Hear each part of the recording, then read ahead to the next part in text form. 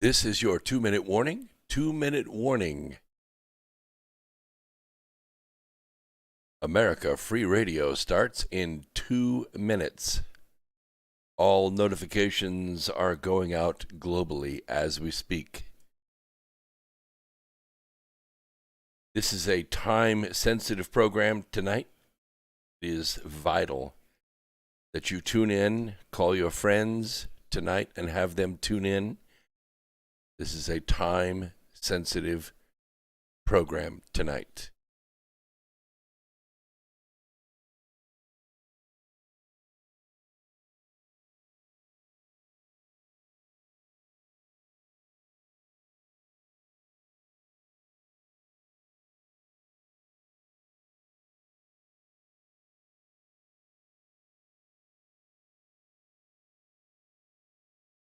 "90 seconds. 90 seconds until America Free Radio is live. This is a time-sensitive program. Please call your friends, call your family. The information we're going to share tonight is vital.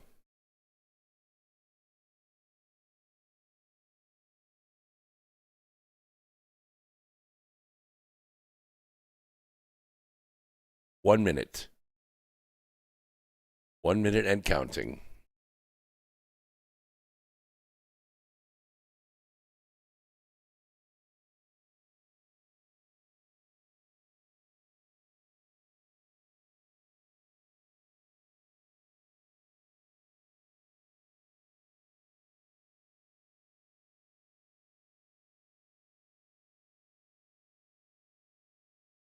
"30 seconds. Please, 30 seconds.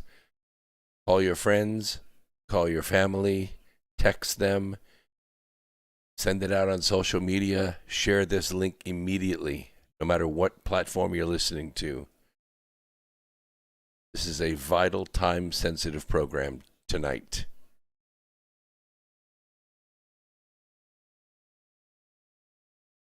Here we go. Habits keep you healthy. That means your protection from deception. This is Truth Frequency Radio.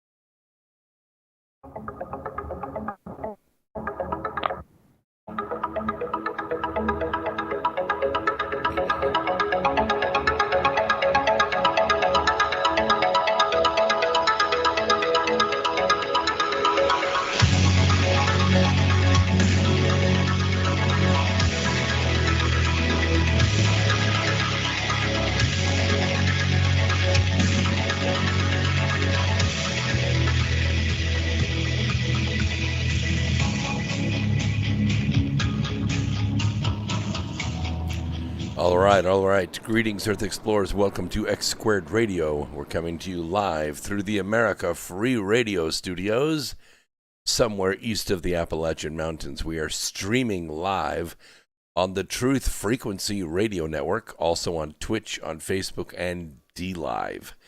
I'm told that not many people are left on DLive. That is a shame, because it is a platform that should be exploding right now with the demise of Twitter.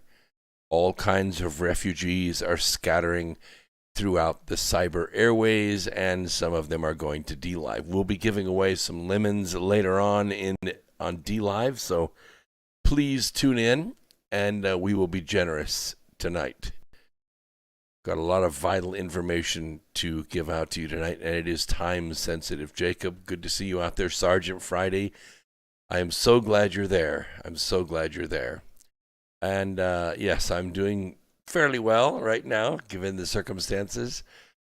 Freedom, good to see you. Mark Hovsepian, he says, right now a patriot is being set up by a 3-letter agency, and what he does will touch off the biggest gun grab attempt you've ever seen. Yes, I'm kind of worried about that too. You know, all it takes is a phone call to each state governor. The governor calls the sheriff departments and says, by the way, all those concealed carry permits, they are hereby revoked, and you must go collect the guns from everyone who has registered with you. We shall see.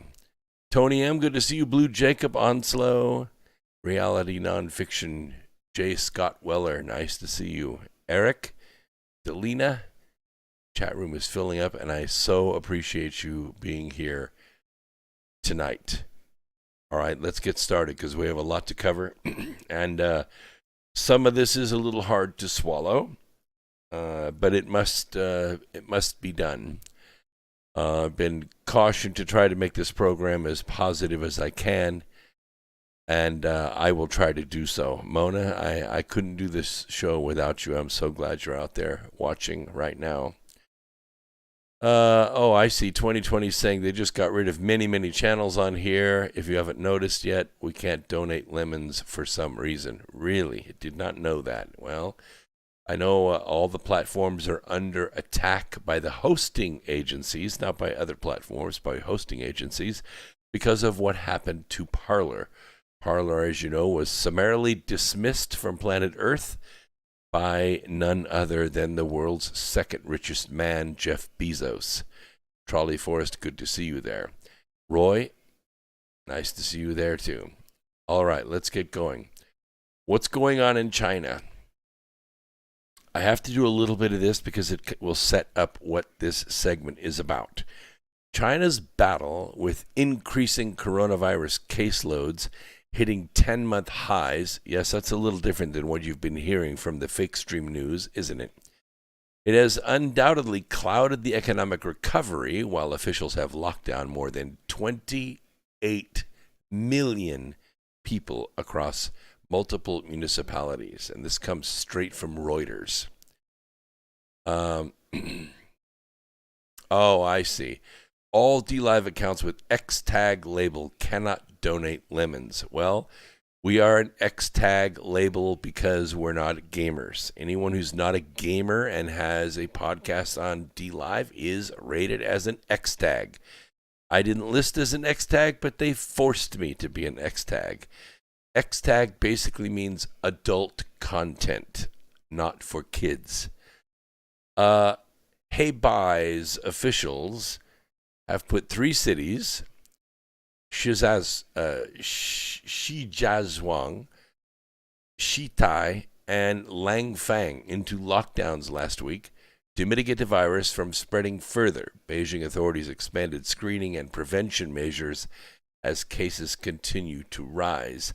Last Wednesday, just a few days ago, Heilongjiang province declared a virus pandemic emergency. Also, the city of Shuihua in west central Heilongjiang province has put 5.2 million people under lockdown, and their lockdown is way different than our lockdown. Our lockdown is you don't go down to Starbucks. Their lockdown is they weld your door shut. The worsening coronavirus situation with impact economic activity and markets may need to temper their expectations for long pent-up consumption demand in the coming holidays. One possible reason behind increasing caseloads in China could be due to frigid temperatures as the polar vortex splits in two and dumps Arctic air into certain parts of the country. Goldman Sachs recently told clients that when temperatures dip, expect virus outbreaks to accelerate. In this country, we call it the cold and flu season. Except in this country, we don't have colds and we don't have flu anymore. We just have COVID, right? There is no more flu. There are no more colds. There's only COVID. As one would think, locking down tens of millions of people would generate panic among the working class population. There's a group called Truth About China, unveiled yesterday, that people are hoarding food in the wake of the forced lockdowns all over China. Of course, we wouldn't do anything like that here. We just make simple suggestions to people to take care of yourself, buy an extra couple cans of beans here and there, and maybe some ice cream storage, and hunker down. We don't put anything out on our voice as to what we should do to prepare in this country. Nothing like hoarding. The Twitter account added, in an attempt to keep food on the shelves, grocery stores have more than tripled the price of many food items. This has only amplified the chaos and the panic in the grocery stores. There's a video that shows multiple Chinese cities of people panic hoarding food, and this is January 7th. Let's see. If Twitter police delete the video, we saved a segment of it, the GIF format. You can find it. I'm not going to leave the link of it on my newsletter because I don't want to put an electronic link between this report and what is going on there. Hong Kong tabloid-style newspaper Apple Daily reported yesterday morning that grocery prices in northern China have soared by 50% as authorities started a citywide lockdown on January 6th to stem the coronavirus outbreak. New data from the Food and Agriculture Organization's Food Price Index showed world food prices rose for a seventh consecutive month. Everyone's favorite Perma-Bear. Let's see, who is this? Albert Edwards, who, unlike Goldman Sachs, is starting to worry about soaring food inflation. We haven't really seen food inflation so much in this country because of our oil prices are still very low, and the trucks have continuously run, so there's not been any food shortages. There were people hoarding for a while, or hoard buying, I say. They were filling up their carts way more than what they needed, and especially with toilet paper, but that ended months ago. In this country, things have settled down, and you can get just about whatever you need, wherever you need, except for, of course, LP gas. For some reason, LP gas is in short supply in those bottles. So what's going on? What we're hearing, as in all other outlets here on social media and on podcast world, on DLive, on Twitch, on YouTube, on I think Rumble and others, is a lot of indications out of China that things are not normal. Yes, Ray says China is putting seals on the doors. If the seal is broke, you go to jail. That's correct. Let's see. What is it? Trolley Forest Pompeo has been posting about this on his Twitter. What a nightmare. And he was posting every hour for a while, and then every 30 minutes, and then every 15 minutes. It's clear that he is putting together a series of posts and putting them on timed release. And he's not sitting by his Twitter all day long, but he's putting on timed release every 15 minutes. He'll sit down and do 6 or 8 posts, and for the next 2 hours, they go out. Really? Andres is saying there's no more toilet paper again. I don't know. I was just at the store, and there was plenty of toilet paper. Because the thing is, in the U.S., we pretty much know that infection does not equal death, and so nobody's panicking. Plus, the treatments, both over-the-counter and prescription, have become well-publicized underground. Things like vitamin C and zinc and vitamin D3, which you can get as a gummy bear at Walmart for a couple dollars. All of these things are very effective in keeping the infection from becoming serious. I have quite a few friends that have had it, and it's annoying, but certainly nothing to put you down for any period of time. In the beginning, we really didn't know what it was. We didn't know how it attacked. We didn't know what effects were, and so everybody kind of panicked because the global media empire was trying to convince us that infection equals death. Now we know better. Now we know that people rarely, if ever, die of this. And even if they get very serious, the physicians that are experts in lung repair, which are now almost exclusively dealing with CCP cases, know that things like ivermectin and fenbendazole work very well. Yes, I'll put that in the chat room if you want, so that you can see it. I'll put a link right down here. In there, you can buy fenbendazole over the counter, no prescription required. Ivermectin, you technically need a prescription, but you can get it in veterinary forms without a prescription. And it's perfectly safe for humans, so don't worry about it. It might be a dog chewable, but don't worry about it. If you take ivermectin, you absolutely, positively, 100% will not get COVID, okay? It is the perfect prophylactic, and you only have to take it once every couple of weeks. 6 doses are about $35, so 6 doses will last you for what, 3 months if you take it every couple of weeks, so you're okay. Let's see here. Oh, wonderful. Biden to cancel Keystone XL pipeline permit on his first day in office. Well, we'll see how easy that is to do. You know, they know their way to a courtroom as well. All right, what is the CCP plan? This is a question that's on everybody's mind. Well, if you would have read my #1 bestseller, Charm of Favor, you would know exactly what the CCP plan centers around.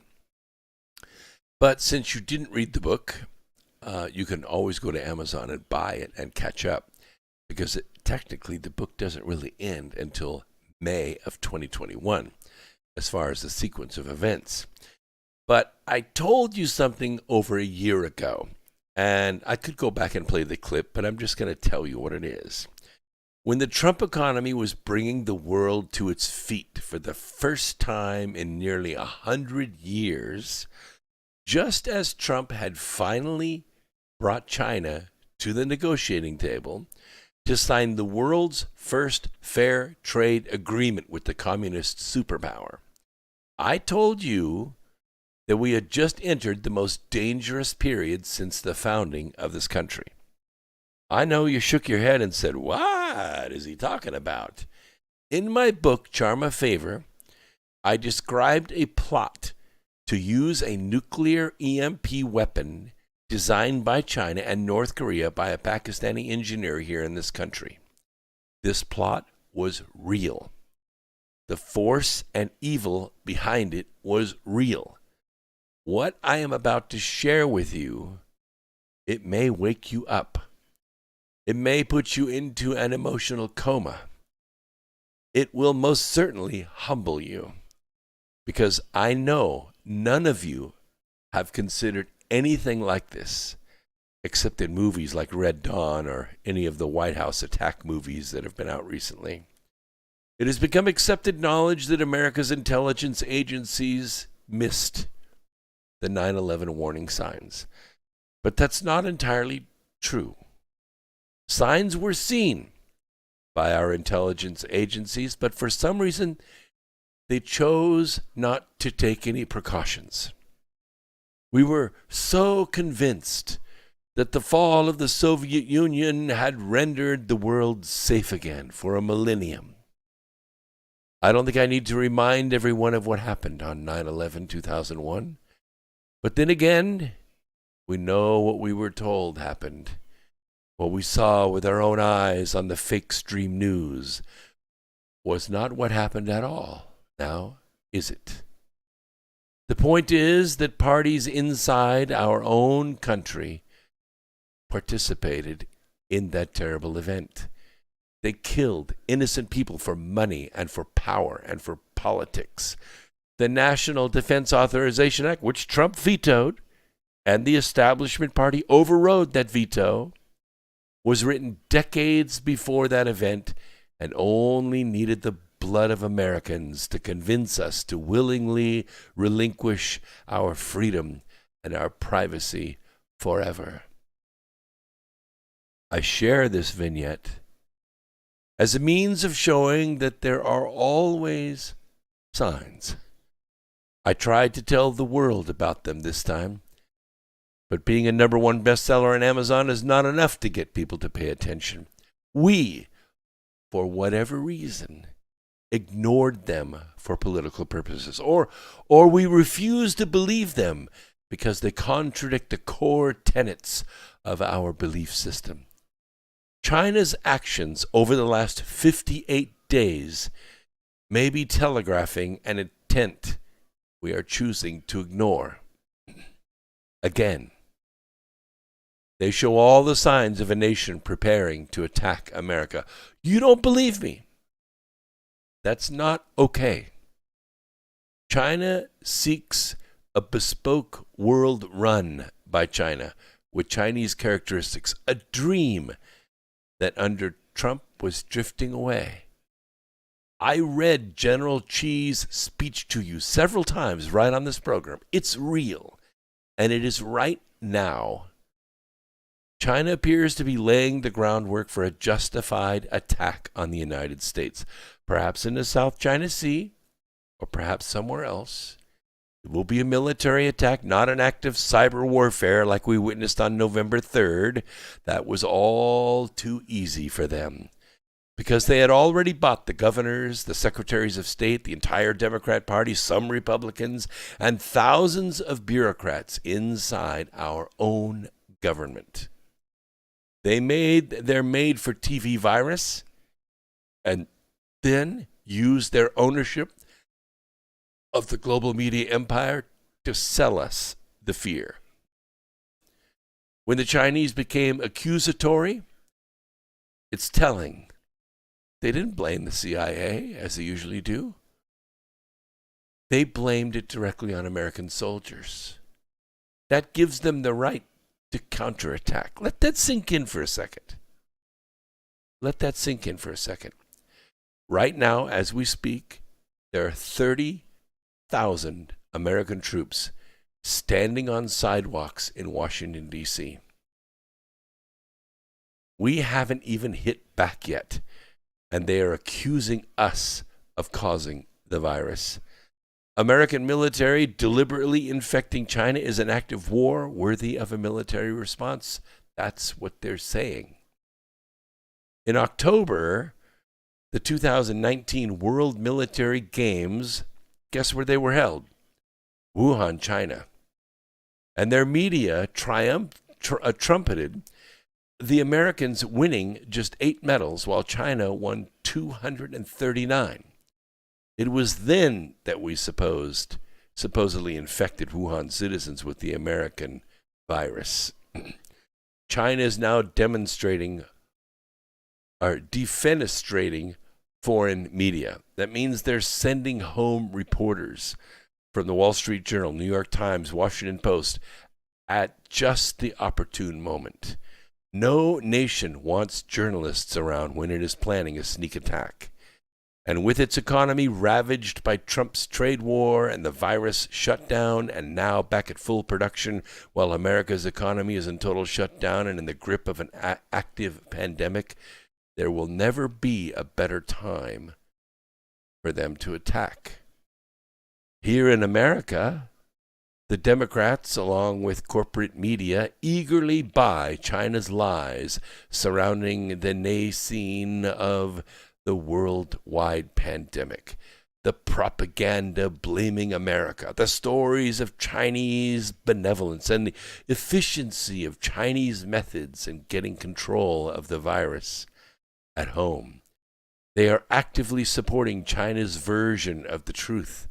China has every reason to believe it will continue to do so.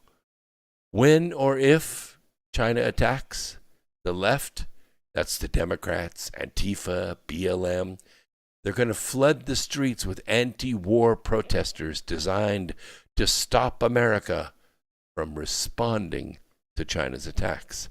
After all, we deserve it, don't we? We elected Trump, didn't we? China claims here there are no new infections when there is ample evidence that the claim is a lie, as I said. But the Chinese know that by the time the people understand, it will be too late. It will have struck, and any new cases will be used to bolster their case as well. Those Chinese who perish in the interim of silence will have died for the fatherland. And as I told you, General Xi doesn't care. He doesn't care. He will happily sacrifice 300 million Chinese if that's what it takes to kill 300 million Americans. Conservative media have been neither as naive nor as malicious as their mainstream brethren, often writing that China's behavior, with the denials and accusations, is merely a clumsy and foolish attempt to convince the world. You know what? I don't see it this way. I think China is doing this to convince Chinese more than anyone else. The Chinese communists can survive the world's condemnations, especially when they defeat America. But they live and die by controlling their own population. If they attack an American naval ship in the South China Sea, they won't need to worry about the support of their own nation, because they will have convinced the people that America started it, and a peaceful and beneficent China was reluctant and only did it as a last resort, defending itself. China is facing a demographic time bomb and has 10 years to rewrite the facts on the ground. And the clock is ticking. It is facing a quandary of epic proportions, of their own making. It already has the oldest population on the planet ever, thanks to the one-child initiative that has hundreds of millions of young men with no prospects of marriage. Those people will be old before they ever have a chance to be rich. They have been building the largest standing army in history of hundreds of millions of Chinese men. And it makes for either an angry and expendable fighting force or something they're going to have to take care of as aged geriatrics. And the clock is ticking, because the vast majority of these men are never going to father a child. China's business model is also fatally flawed. You probably don't know this because you probably listen to the fake stream news, but it has an impossible national debt that is multiples of its GDP, 10 times, 20 times its gross domestic product, having grown exponentially through government funding of ghost cities, military buildup, high-speed rail to nowhere, a Belt and Road initiative that's becoming obvious to partner countries as a means of colonial extortion, and various other non-productive government lending to CCP members. Its vaunted reserves are evaporating faster than Twitter accounts. China is on the clock to extinction unless it greatly expands its holdings in land. They have never, ever in their history won a war outside their own country, and yet today it is formidable with a sophisticated and capable military and advanced space program. The Chinese may be able to win a confrontation, even a war, with the United States. Under Obama's policy of surrender, China overtook us economically while growing its military, while at the same time he choked America's military into cannibalism through a practice called sequester. President Trump crushed Obama's plan to destroy America with his trade war, exposing the inherent weaknesses of the Chinese economy. And should the aftermath of the pandemic play out with interference, we have to send the Truth Frequency Studio into hibernation for about 3 minutes so we don't get a copyright strike on our podcast. And should the aftermath of the pandemic play out with interference, China's position in the world will be irreparably damaged. So, really, what does China have to lose? Time is not on China's side. Unless the Chinese destroy America on the field of battle soon, the clock will run out, and the dream of the coming Chinese century will be just that, a dream. Everything they are doing points to them preparing to do so. For China, there will never be a better time to start a war with America, and so it comes. They conducted a flawless active war against our election infrastructure, and now they own the White House. They own Congress. They just fenced it in. And the Senate. They just fenced it in. They own it. They also own 30 U.S. states. All the governors, all the secretaries of state, all the DAs, half of the state legislatures, most of the judges. All that is left is the actual invasion. Our virtual president will tear down the walls and let them in like dinner guests. Anyone who tries to stop him will be labeled an insurrectionist or a traitor. Now, what can we do? What can we do? I want to talk about that in this next segment. Let's see what's going on in the chat room. Blanche, I know you never heard this. Won't hear it on the mainstream news. You may not hear it on the first tier of the most popular podcasts. But I can tell you what I'm telling you is the truth, the absolute truth, and nothing but the truth. It is bubbling. I don't have intel, I have intuition. I don't need intelligence for this, and the respect of, say, someone insider. I have intelligence. I have the ability to see. I can put patterns together and connect dots. Jacob, it says, in Canada, Spain, Germany, and Italy were a part of the U.S. election fraud. Does that mean they will not have our back when and if China attacks? I think that's exactly what it means. And Blanche, that's a good observation. Red Dawn. We've already seen this movie, have we not? We've already seen this movie. And Zoe, I'm with you. She says, I hope this doesn't happen. We all hope it won't happen. Really, we do. But, you know, we can say, oh, I don't think it's going to happen, and we could just carry on with our lives. We could punctuate our lives with paychecks and family vacations and movies and, you know, whatever we've been doing for the last part of our lives. But that's not what they have in mind. That's not what they have in mind. They have already captured our capital, and they won't stop with the state governments. All right, let's bring the studio back in.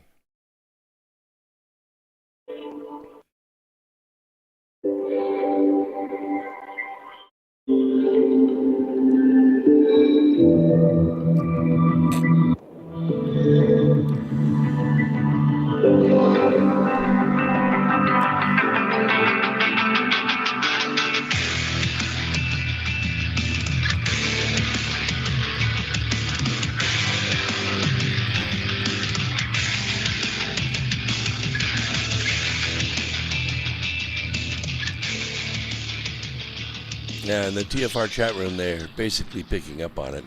We are overrun by the Chinese. Geez, they got us. President Trump should run for his life. The country is over. No more fishing. No more relaxing days on any lake. No more nothing. It isn't all like that, because I asked the question before the break, what can we do about it? What can we do about it? Well, the movie The Matrix was spawned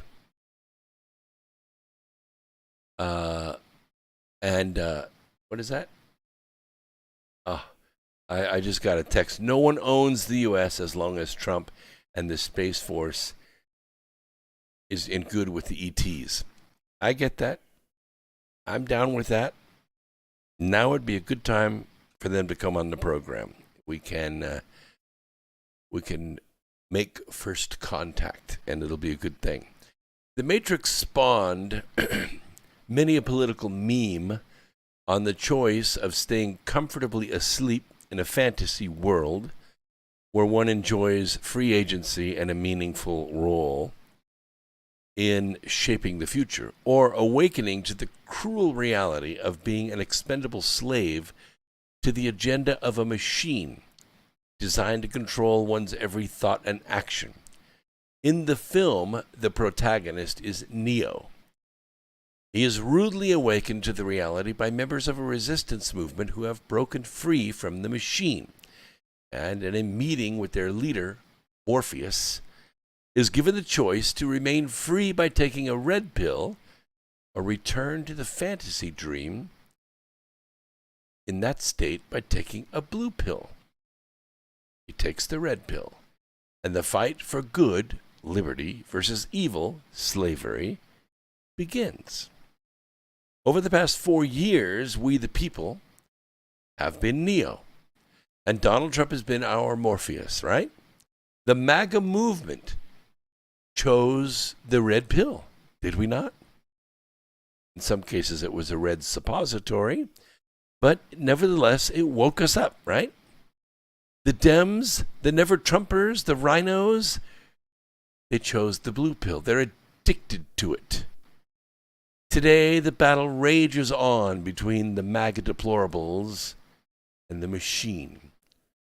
But with Morpheus seemingly defeated and only vaporous QAnon rumors or the miraculous intervention of God or the ETs left to base our hopes for a restored America upon, our collective grasp of reality is being shaken by the machine's power to conform human perception to its narratives.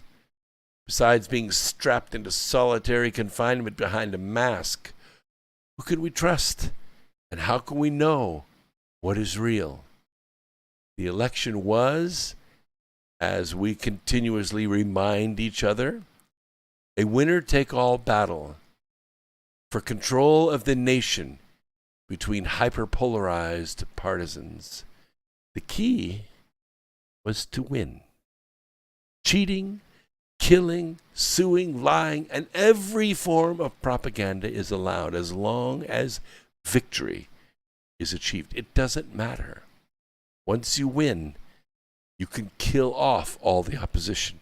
You can erase all the history, all the videos, all the memes, all the pictures, all the posts. You can get rid of them all. You can eliminate entire social medias in a snap of a finger.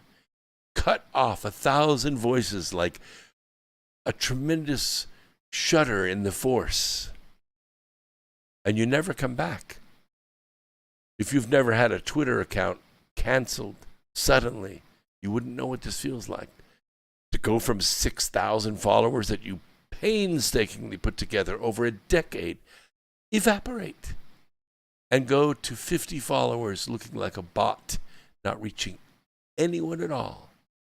To be a award-winning podcast for 16 years across 3 different media, worldwide, one of the most recognized voices in the English language, and to be relegated to nothing, to a back bench, to a corner of the football field after the game, you wouldn't know what this feels like.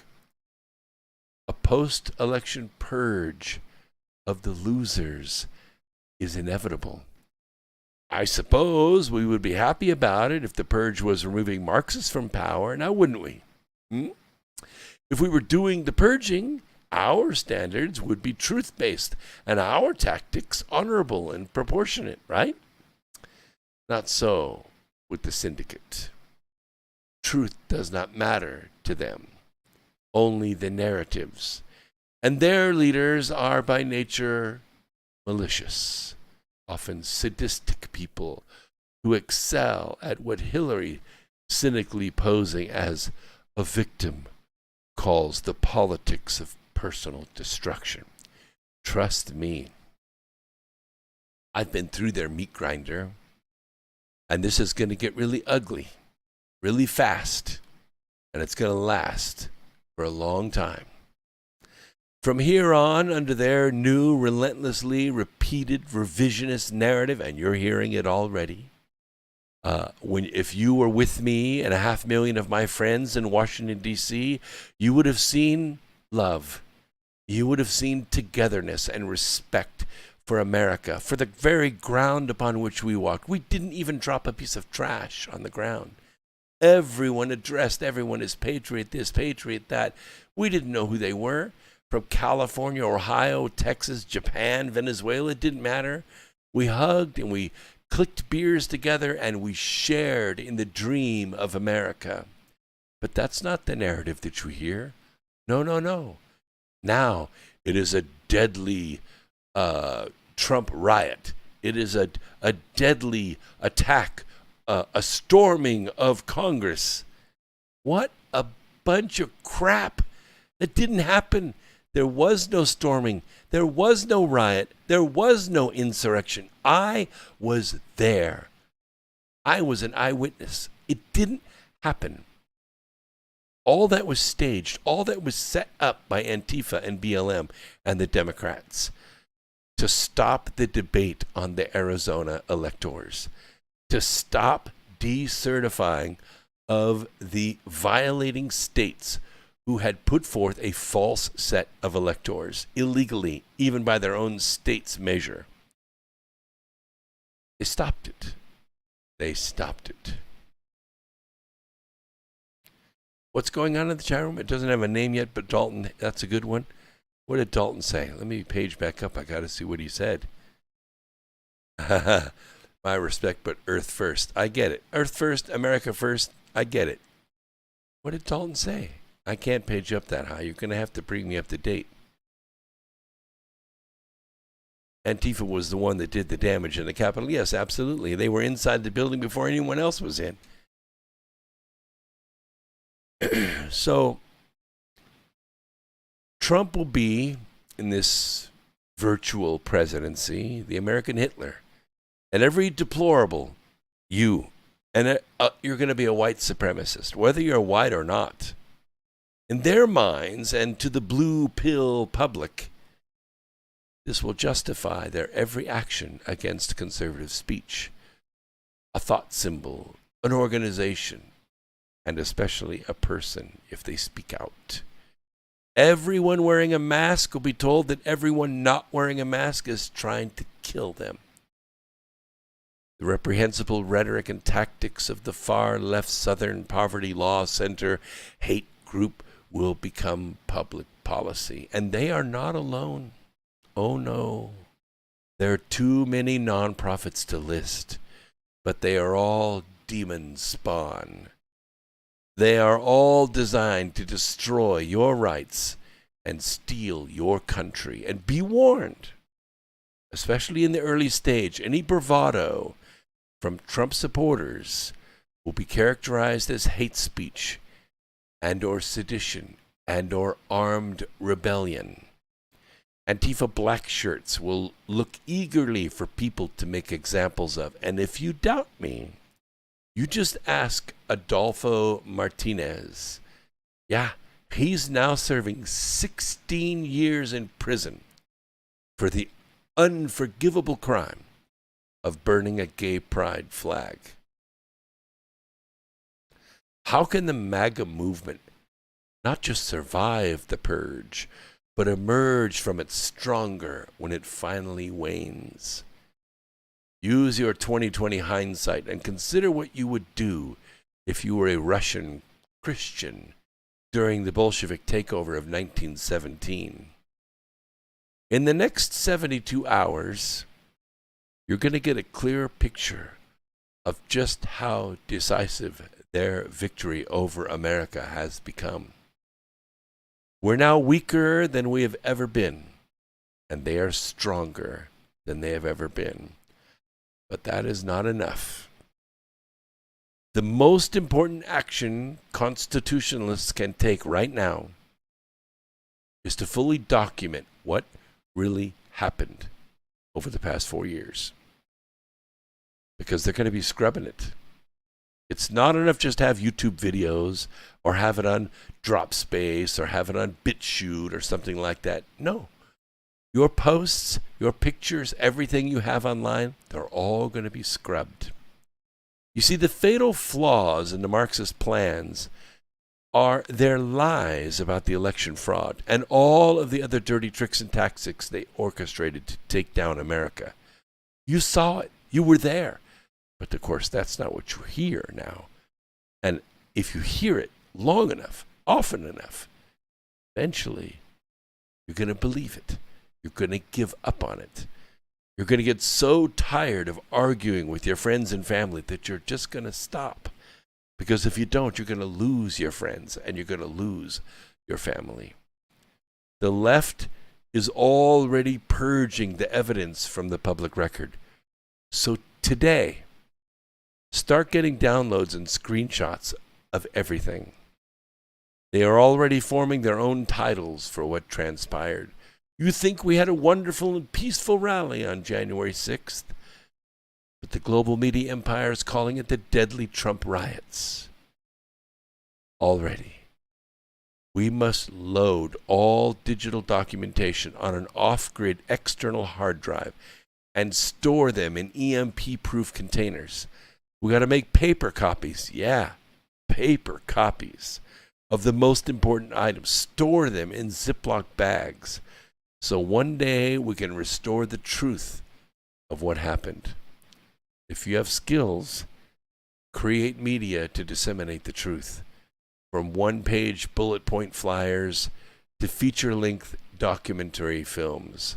And if you lack those skills, volunteer in the projects of others.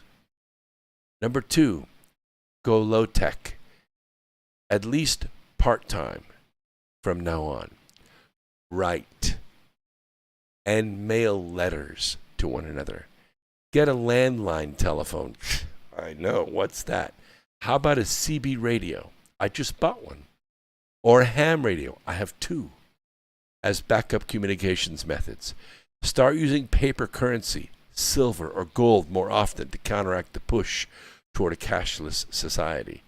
Start thinking about bartering. By the way, McDonald's has already switched away from cash, unless you have exact change. When you pull up to the drive-thru window and you say, yeah, I'd like a number 3 breakfast combo with a large coffee, they immediately come back and say you must have exact change or a credit card or debit card. What they're trying to do is move you away from cash. The big outlets are already moving away from cash. You know these self-checkout aisles? They're everywhere. In Walmart, they make up about 40%, and soon it'll be 50% and more. I know, I have friends and family that work at Walmart. They've been there a long time, and they know the trend. They're shareholders with the company. They're pushing toward the self-checkout. You know why? No cash. Everybody that goes through the self-checkout, they almost exclusively use debit cards or credit cards. That's what they're trying to do. They're trying to condition us to not use cash anymore. And now you're going to very soon start to hear a narrative that I've been talking about a long time. Cash is the currency of crime. Cash is the currency of crime, especially $100 bills. Especially $100 bills. What is that, Lavender? Oh my gosh, Tom Hanks is coming back from Greece to usher us into this. Geez, Hanks does not even live in the U.S. anymore, but we're supposed to listen to him because he's a Hollywood star. This is what's called the testimonial, Lavender. This is the testimonial. This is where they take somebody you trust, like Tom Selleck, or, some Jack LaLanne, or some, you don't know who Jack LaLanne is, but he used to be a big health nut when we were kids. Somebody that's trusted among the elderly. And you're going to switch them first. And my kids, their kids, they won't even know what cash is. They don't even deal in cash anymore. Now, my kids are smart, and they know to keep about half of their liquidity in cash at their house. Oh, I wouldn't try to go there and get it. That would be a bad decision. And we have about 25%, maybe as high as 30% of our working class people in this country that deal in cash. They get paid in cash, they save in cash, they make all their payments in cash. They buy their cars cash, they pay their rent in cash, they pay their utility bills in cash, their cell phone bills in cash. I see them every day right down here at the cell phone store. They walk in, they pay their cell phone bill once a month in cash, face to face, and walk out. Sorry to say, but that's about 30% of our society. And they don't pay any income tax on that cash money, and that's a big deal. So that's one of the main reasons why they're going to switch to a cashless society. But if you go low tech on this and use cash, use silver, and try bartering, especially with your friends and family, and you can do what are called straw purchases. I know you've heard that with guns, and that's a bad thing. Don't do that. But you can have people go to the grocery store and buy for you, and then you can buy from them cash. And that way they can get cash for their debit card purchases, and they don't have to structure. You know what structuring is, right? Structuring is a financial crime. It is a financial crime. It goes along with cash as the currency of crime. Structuring means that you're going to the bank and you're making regular cash withdrawals, or you're taking your paycheck to the bank, and let's say it's a $900 paycheck or $1,200 paycheck, and you put $900 in the bank and you keep $300 cash out. What happens is the bank makes a record. They have to. They keep a record. Every week you get $300 in cash. When that 300 turns into 10,000, they're obligated by the Department of Homeland Security to turn you in. Yeah, because you've now structured. You've now accumulated $10,000 in cash, and this makes you a criminal. And so the FBI can very well come by your house, and they can say, where's the cash? And if you say, I don't have it anymore, they're going to search your house. And when they find it, they're going to put you in jail for lying to them. And they're going to keep the 10,000. They're doing it every day. It's called civil asset forfeiture. You may not even have committed a crime or have a criminal record, but it doesn't matter. The cash itself creates the crime. It's called structuring. So what some smart people are doing is they're making purchases with their debit card out of their account, which they have an excess of liquidity in. They may have $10,000 in their checking account. Okay? So you make a purchase for someone with your debit card, and then that person gives the person holding the debit card cash for the purchase. That's called a straw purchase. And that's how you get around the structuring. You can accumulate $10,000 in cash, which will become a formidable agent of freedom at that point. You can loan money to people. You can leave. You can get a freaking bus ticket and you can leave because you have money, and you can disappear. Could disappear for a long time on $10,000 if you're careful. That's what I'm saying. Cash is freedom. The third thing is you could store food. You can go natural if you want to. You can start categorizing the things in your life as either natural or artificial and blah, blah, blah. But I recommend canned goods, dried foods if you must move. If you think if you live in an apartment or something, you have to pack up and get out of the city. Don't store 500 pounds of canned goods because you're not going to be able to move it. You could fill your car up with canned goods, but then it's pretty hard to move because it weighs so much. But the other good thing about canned goods is it already has the moisture in it, so you don't have to store water to reconstitute the dry foods. There's kind of a trade-off there, but you need to think. Use your head.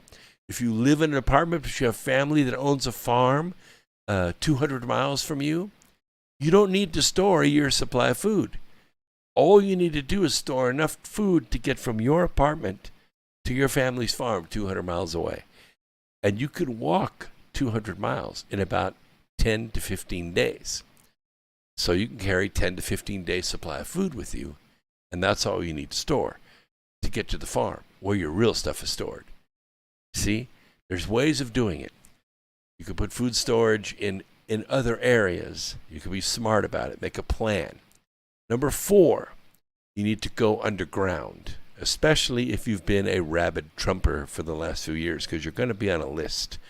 If your face is on some database somewhere, some no-fly list somewhere, you're going to have to go underground. In 2019, the Holy Spirit began prompting people to begin preparing to establish a network of underground Christian believers and congregations. They're all over the place. They're all over the place because we know Christians will be attacked. They will be profiled. They'll be squeezed out of their church buildings. But that doesn't mean that you can't work with one another. There are lots of organizations that have been launched. So if you have to go underground, make sure you have these organizations that can take care of you and can guide you and keep you safe. Number 5, and this is most important. You know how many times I've been approached by the NRA to join them? 100, maybe. You know how many organizations have asked me to join some volunteer group or another, some nonprofit or another? How many times I've been asked to be on boards? You know what I say all the time? I'm sorry. I mean, I love your cause. I really do, but I can't. I can't join because I know what will happen. I know what will happen. If you join groups or become part of any database, it can be searched, it can be sold, and it can be hacked. If there's any chance of saving America, in whole or in part, from this Marxist hell, it can only happen from the bottom up through the actions of grassroots constitutionalists that don't show up on a database. You don't want to be a member of anything. Come what may, never give up the fight for truth and liberty. But be smart. You choose your battles and your allies very carefully. One thing you need to accept tonight is that we patriots are about to transition to the new reality of being an American version of the French resistance under the Nazis. We're going to embrace the greater individual and tribal autonomy and the greater moral authority and exigency of that history offers us. It will not be easy. Your life as you knew it before Obama is over for at least a generation. There is no path to success anymore. There's only a path to survival and preparation of the coming generations to fight for freedom, where we were too timid to do so. Don't feel badly. The French surrendered almost as quickly and easily as we did. The triumphant Marxist usurpers who have captured the White House and Congress by fraud and violence are going to use every term of good and turn it into something hateful and oppressive. When the temporary Marxist mouthpiece, China Joe, says the word unity, he means total submission to his empire.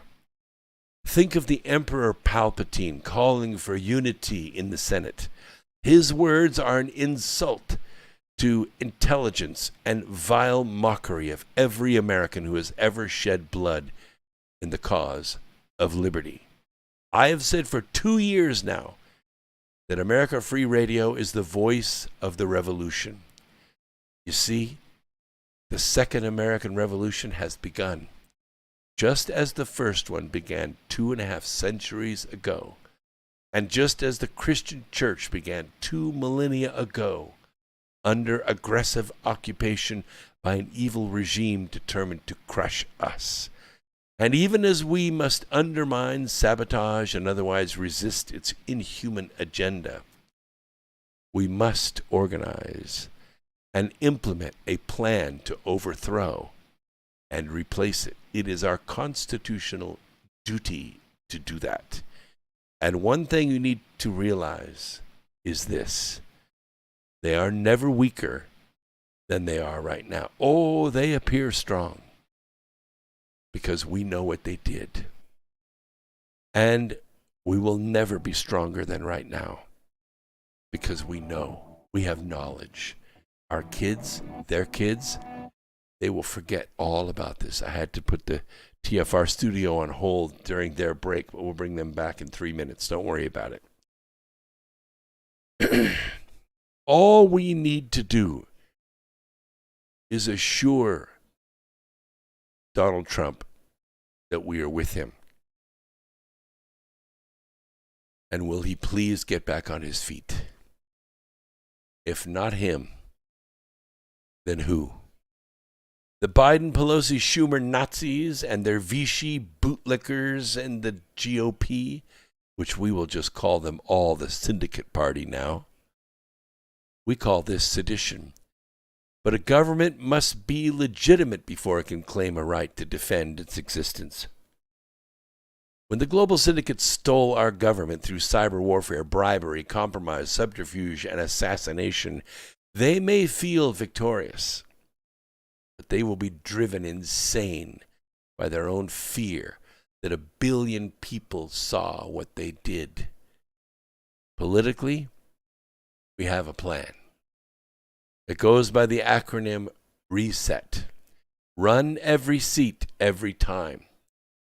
It is perfect for the MAGA movement. We throw out the professional campaign consultant playbook, which focuses on raising money, buying TV ads, bribing election officials. It's been the same for 200 years.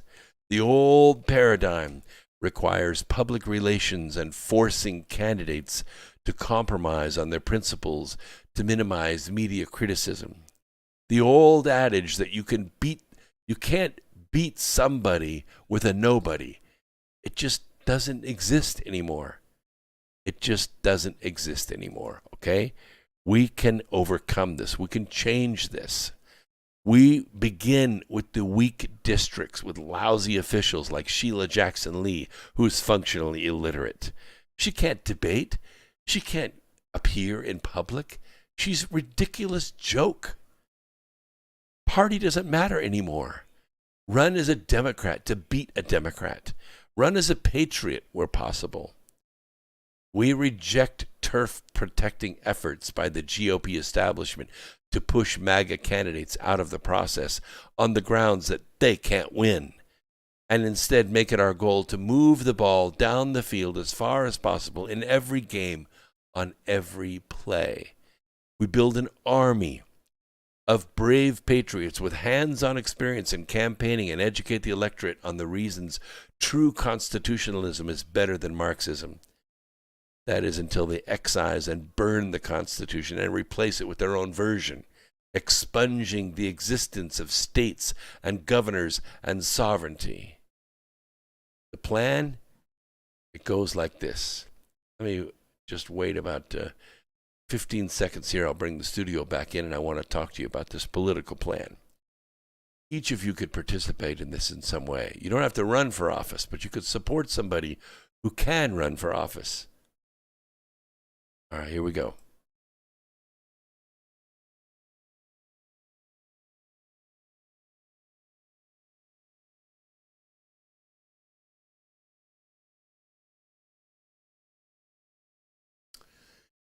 A little bit of music.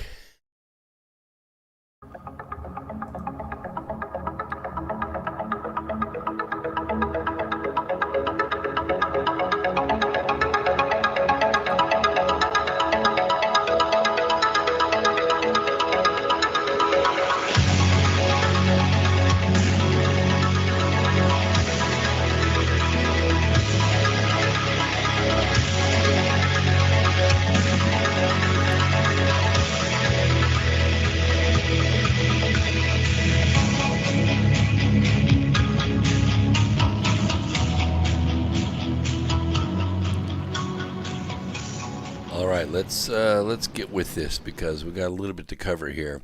This is the plan, the political plan, and this is a true revolution, by the way. Everything we do is soon going to be illegal. So listen up while it is legal for us to do so. Our speech, our posts, our phone conversations, and even our rallies will be outlawed in nearly every state. They're doing it right now. They're doing it right now. We cannot do what Venezuela did, okay? We just can't. We cannot disengage and hunker down. We cannot hide behind our black curtains at night when the Antifa thugs patrol our streets. We must take our streets by the millions every day. That means we must open every single restaurant, every small business, every store, every beer garden, and every single church and school as soon as possible. We must overwhelm the Marxists with our love for community and faith, like they do in Texas, like they do in Florida, like they do in South Dakota. Number 2, we set our sights on MAGA control of 3/4 of the states, emphasizing the issue of election integrity in every single state, and also taking control of the House of Representatives in 2022. New election law. Our new election law is very simple. Doesn't take a page to write it down. Just 6 words. 6 words only. Vote once, in person, with ID. I went on Breitbart Radio one morning, and I was talking with Alex Marlow, and I proposed this. I said, we need a new federal guideline on election when it comes to congressmen, when it comes to senators, and when it comes to president of the United States. And it needs to be just 6 words. Vote once in person with ID. And you know what Alex told me? He laughed at me. Well, that's never going to happen. I said, what do you mean it's never going to happen? Doesn't it make sense? Doesn't it stop voter fraud? Doesn't it empower every single citizen in the United States to vote? Does it stop anyone from voting? What is so wrong about those 6 words? Vote once in person with ID. Well, it's never going to happen. It's never going to happen because we don't control the election system. But that's what we have to do. We know that in Arizona, a few nights ago, the Board of Supervisors was forced out of office. They recalled them. Gone. With these Board of Supervisors out of the way in Arizona, because the Board of Supervisors had blocked a subpoena to review forensically the Dominion voting machines. In fact, when they were subpoenaed, they filed a lawsuit asking the judge if they needed to respond to the subpoena. Can't we get out of this? I mean, we are the Board of Supervisors. Not anymore, you're not. You've been recalled. You've been removed. And from what I understand, over the last 2 days, and maybe tomorrow, the Department of Justice is in Arizona, and they are forensically examining those Dominion voting machines. Now, you know and I know what's going to happen. They're going to find hundreds of thousands of fraudulent votes on those machines. They're going to find where the machines were set up to give Joe Biden 1.3 votes for every vote cast, every ballot cast, and Donald Trump 0.7 votes for every ballot cast. They're going to discover what happened. They can't hide it. Every single machine was connected to the internet. There is a trail. And these experts are going to find it. And when they do, and Arizona decertifies their electors, it's just a matter of time before the other 6 states fall. All it takes is one. Arizona and one other state, Georgia, Pennsylvania, Michigan, Wisconsin. All it takes is one other state, and Donald Trump wins. Joe Biden loses. You understand what I'm saying? This is the power behind what is going on. Now, we can take control of this through elections, aggressive and widespread recalls like they did in Arizona, criminal investigations of sitting establishment lawmakers and officials. Most of them are pedophiles. Most of them are drug users. Most of them launder money illegally and convert taxpayer funds to make themselves rich. This needs to be exposed in city council meetings, published in papers and through indictments. We can eliminate thousands of their soldiers this way if we assign 100 people to following one lawmaker and collection of the information and publicizing it every way we can. Remember, you cannot be sued for the truth.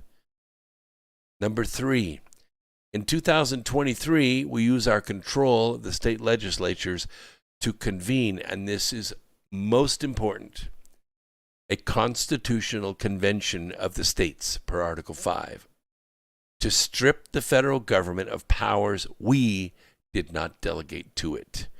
Restore the parts of the Constitution the left has neutralized over the past century.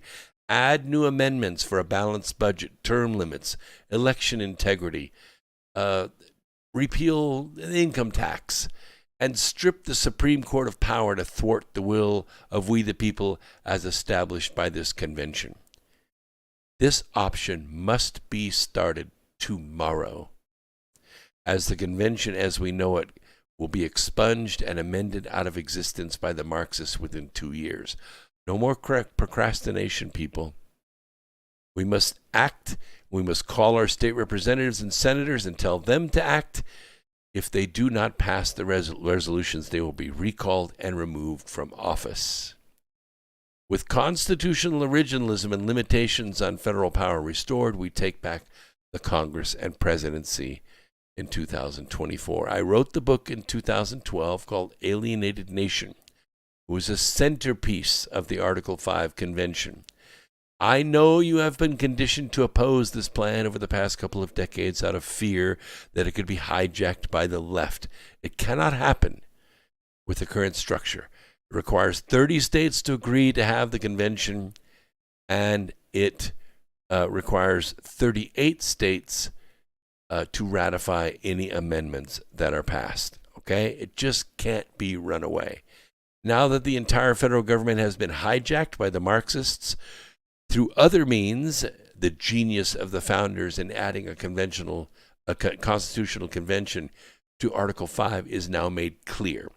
As Alexander Hamilton wrote in Federalist Paper number 85, its purpose was to provide a mechanism to erect barriers against the encroachments of the national authority, the central government. The Marxists now have absolute top-down authority that will be impossible to break by traditional means. But the founders gave us a back door to solve this very problem. My plan is to use it to the fullest to restore citizen controls from the ground up. Remember, the Marxists are already introducing legislation to allow 5 cities to control the entire nation. That's it. 5 megacities will vote. That's it. And the rest of the world does not matter. Anyone living in Georgia, Ohio, Nebraska, South Dakota, they have no need to vote. They're not required. It will matter just as much as their vote did in 2020. Nothing. Absolutely nothing. Now, I'm going to read this quote. It's theirs.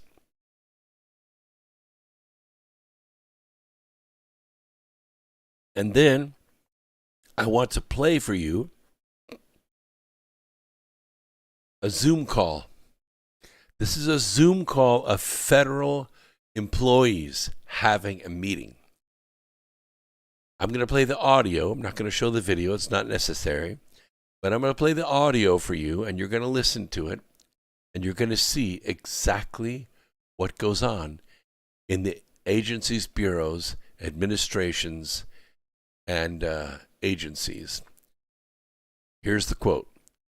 Whereas the frontiers of the nation established the Electoral College in an era of limited nationwide communication and information sharing, whereas the Electoral College is premised on an antiquated theory that citizens will have a better chance of knowing about electors from their home states than about presidential candidates from out of state. Whereas the development of mass media and the internet has made information about presidential candidates easily accessible to United States citizens across the country and around the world, and whereas citizens now have a far better chance of knowing about out-of-state presidential candidates than about presidential electors from their home state. The Electoral College provides a voice to the smaller states. It allows the voters in New Mexico or Iowa to actually hear a candidate speak face-to-face. They must campaign in their states. They must run campaign ads in their state. if it is abolished, if the Electoral College is abolished, there will never be another campaign in those states. All campaigns will be held in 5 cities only. Winners will only need 50 to 80 counties in the country to win national elections. Democrats also have been promoting an agreement called the National Popular Vote. I've talked to you about it before on this program. This is where states would give all their electoral college votes to the winner of the National Popular Vote. We saw this with the 6 states that stopped their counts in the middle of the night, expelled all the Republican poll watchers, and then stuffed their ballot boxes until dawn with counterfeit ballots. Then they either shredded the ballots, burned their voting machines, or had Marxist judges prevent access to the voting records while they certified their fraud. They did it in November of 2020. And then, even knowing everyone was watching, they did it again on January 5th to steal control of the Senate. Americans expect and deserve the winner of the popular vote to win office. Really. The president should always be elected by the people, not the politicians. And the Electoral College allows politicians to make the ultimate decision. Really. They're not exactly politicians, they're state legislatures. The resolution has been assigned to the House Judiciary Committee, by the way, which is chaired by Marxists as we speak.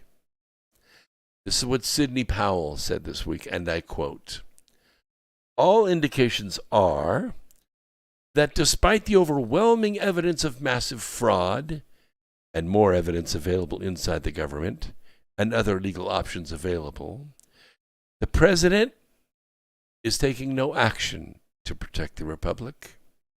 People around him are limiting his information and lying to him about his legal options. The Biden administration will be consolidating power on day one, and the fascist corporations are already limiting speech and firing freedom lovers. Just look at the military in D.C. now. Trump did not call them in. And all that for a virtual inauguration that no one will attend. It's all about power and global communist money. You can see and smell the corruption in D.C. It's gone from a swamp to a pure cesspool. There were and have been a lot more people illegally elected than just Biden and Harris." Close quote. To know how this coup was accomplished and why your vote did not matter whatsoever, we need only listen to this Zoom call of federal workers planning the overthrow of the American government. I play this for you. I want you to listen closely. There are several voices on this. They're all federal workers or attorneys that work for the federal government. And this is what they planned and what they pulled off. What actions and decisions are in your immediate sphere of influence as somebody who works in the government? I'm a management and programs analyst. I work in the national security community. I spent 3.5 years as a contractor at DHS HQ. If you read the mainstream press, they all have Signal accounts, text them, leak everything you can. The journalists I've dealt with have been super ethical in ways to shield me, to be the source of the leaks. Groups on the outside being able to show solidarity with federal workers. Making sure that we're naming what is happening as a coup. Totally agreed. In the shutdown DC conversations that I've been having, and that's not on the federal side, we also are often saying, call it a coup. It's a coup. Don't let anyone tell you it's not. President Harry S. Truman famously said, "I thought I was the president, but when it comes to these bureaucrats, I can't do a damn thing." So the bottom line with this is that we all, as ordinary people and as federal workers, have power. If masses of people engage in non-cooperation, no ruler can stay in power. Bureaucracy is a really powerful pillar. And, federal workers have unparalleled familiarity with the bureaucratic process. They know how to speed things up. They know how to slow them down. They have access to critical information about policies that are being considered and implemented. They can participate in internal decision-making. They can provide or deny knowledge and expertise that those at the top of the bureaucratic totem pole need. It ultimately comes down to individual decisions and personal choice. Deciding what to do or what not to do is a very personal decision. It's based on context. It's based on your rank, on your tolerance for risk, on your preparation, and frankly, where you sit in the federal bureaucracy. And we're talking about the range of different tactics.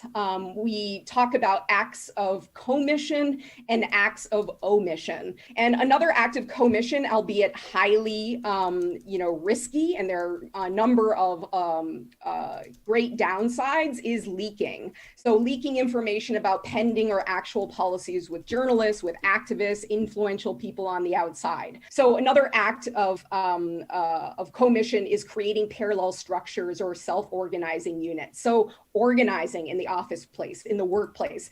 As an attorney in the federal government, I am finding the chat suggestions very interesting, and I just do want to remind people that we lose our status as federal employees if we strike. And there's been a little conversation going on here, for example, about Black Lives Matter and how that is an example of a nonpartisan political statement. I guess that's been previously litigated, but whether or not you do a misdemeanor or an infraction on federal property or on public property really doesn't affect most of the jobs that you would be considered for, just as a sideline note. Yeah, Okay. as an attorney, I think we're highly, that's one of the things we have to be careful about. I would just say this is also the importance of being in communication with and in touch with groups, civic groups, grassroots groups that are preparing people for the possibility that red lines may be crossed, that the election goes sideways, so everything from choose democracy to hold the line, to shut down, we count on us. I listed a few of those in the slides earlier, but they're the ones who are really in the vanguard of helping people think about, interpret red lines, and think about different actions that can be taken well beyond kind of street protests and demonstrations, but kind of sustained organizing and action. What does it look like in practical terms to put, to slow the gears down in some ways or another? At the Department of Labor, it takes the form of several rounds of the cost-benefit analysis for a new regulation. And when people were cheating on the numbers, a copy of that draft got leaked to the Daily Labor Report, and it got published, and it got sent to a congressperson. And the Office of Inspector General opened an investigation on who was cheating on the numbers. So again, that's sort of a combination of tactics. It's making a really good paper trail. It's making sure that document got out to someone who could make use of it, and then Congress getting the Office of Inspector General involved. It was really a way to stop that thing just in its tracks. Okay, so you get the gist of it, that these federal workers plotted and they followed their plan. They slowed things down, they sped things up, they leaked things to journalists, and they thwarted the Trump economy. This is what they did from inside. Now, there are not hundreds of these, there are thousands of these people. And they're very difficult to get rid of because they're careerists. They were there during the last presidency, they'll be there during the next presidency, but they have a political agenda. And this Zoom call was one of those calls that they did not think we would be playing to the public, you. So I'm going to attempt to give away some lemons now in DLive. There are some people in there, so here we go. We're going to distribute and see what happens. Looks like I clicked on it. It doesn't look like it's happening. Let's see if it's going to work here. Oh, sorry, the giveaway is too close to your last one. Please wait. Well, it doesn't seem to be running.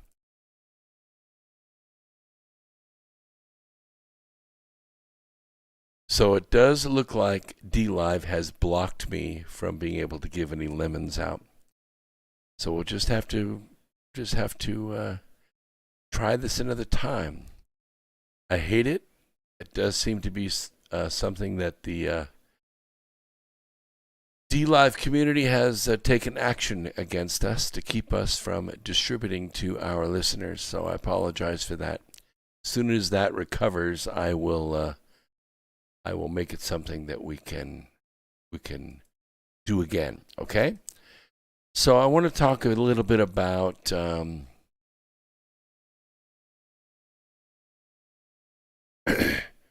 fact that we have this virtual president. What are we going to do with the virtual president?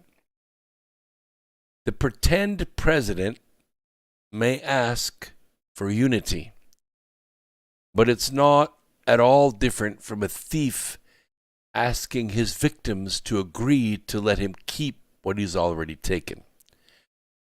He can't have the Oval Office and unity. Okay? They don't go together without the legitimacy of rightfully sitting in the president's chair.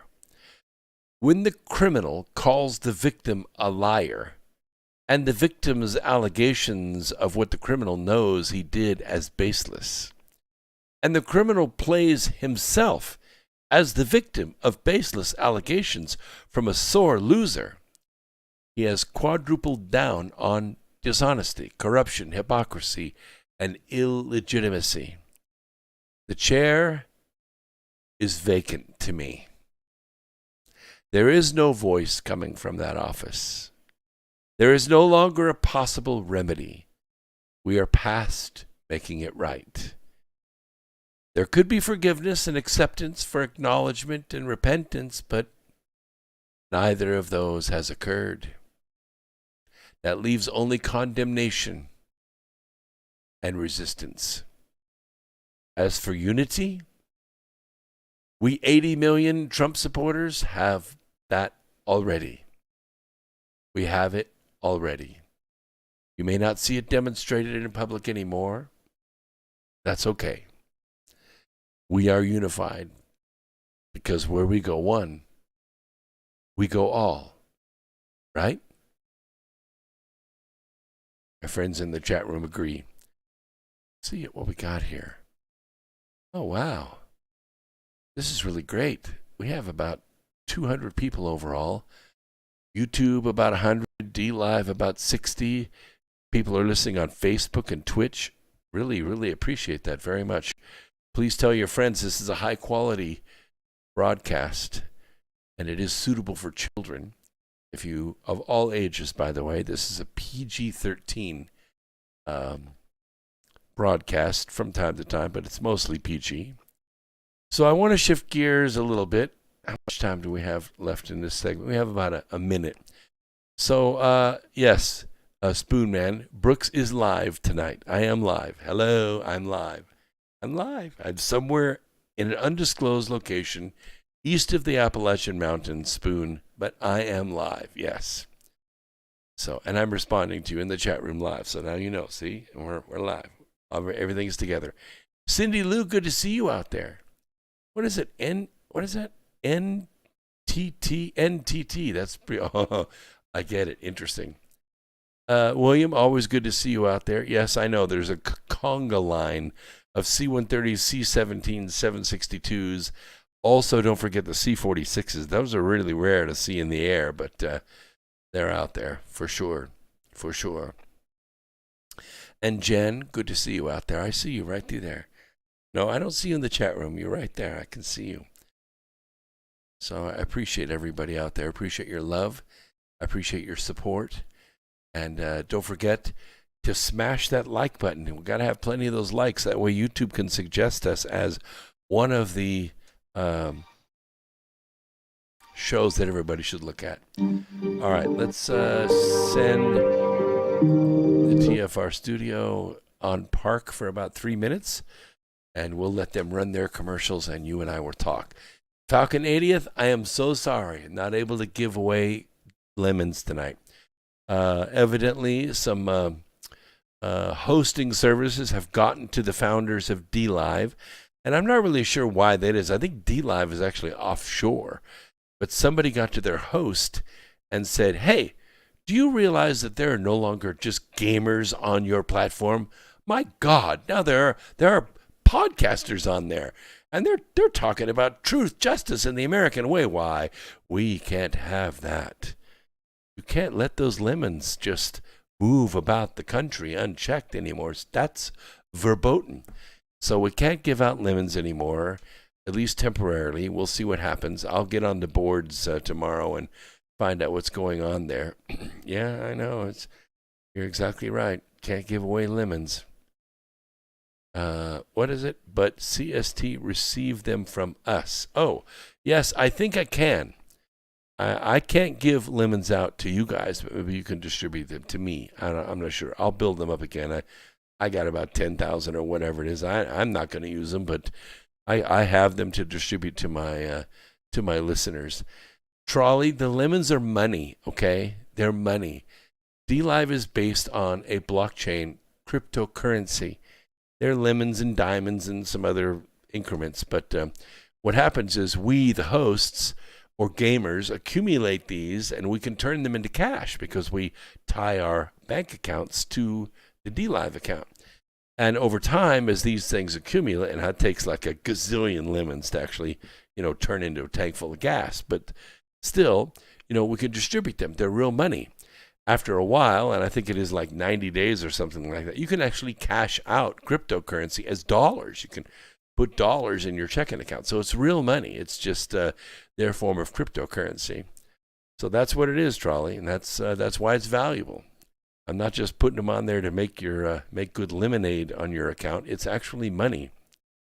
Winter Rose asked the question, you know much about regulation about space launch facilities?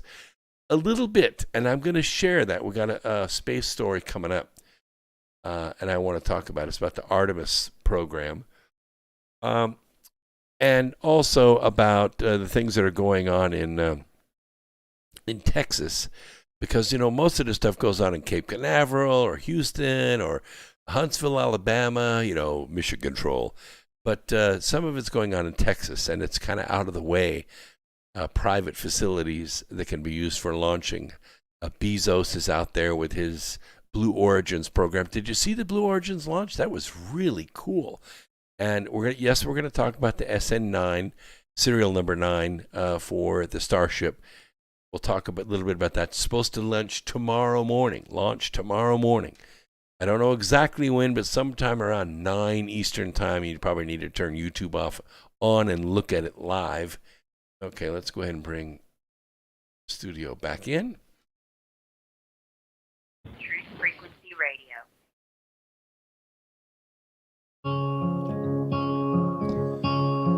My favorite segment. For this moment since my first breath in, never would have thought I'd be afraid to begin, but here I am, the edge of the water, wondering if I can swim. Never seem to notice all the days pass through, but in this final moment I'm still chasing the truth. I want an explanation why I can't stay here forever in my youth. And if I press on, will you wait? Will you wait for me forever, or would it be wrong to ask you to come with? Tell me, will you wait? Okay, let's talk a little bit about space stuff. Artemis Booster. Artemis is the space program that's designed to grow into the Gateway project, which is the Cis-Lunar and Cis-Mars projects. These are really large ships, large complex ships that can move through space. It takes 7 months to get to Mars. Nobody wants to be in an aluminum can for 7 months. You'll go stark raving mad. And besides that, it's probably not too healthy. So Artemis is part of that. When I was stationed down in Hattiesburg, Mississippi for the year of 2011, actually from December of 2011 to December of, no, that's not right. I finished up in December of 2011. That's what it was. So it was December of 2010 to December of 2011. Because 2012, I was working over in Morrisville, North Carolina.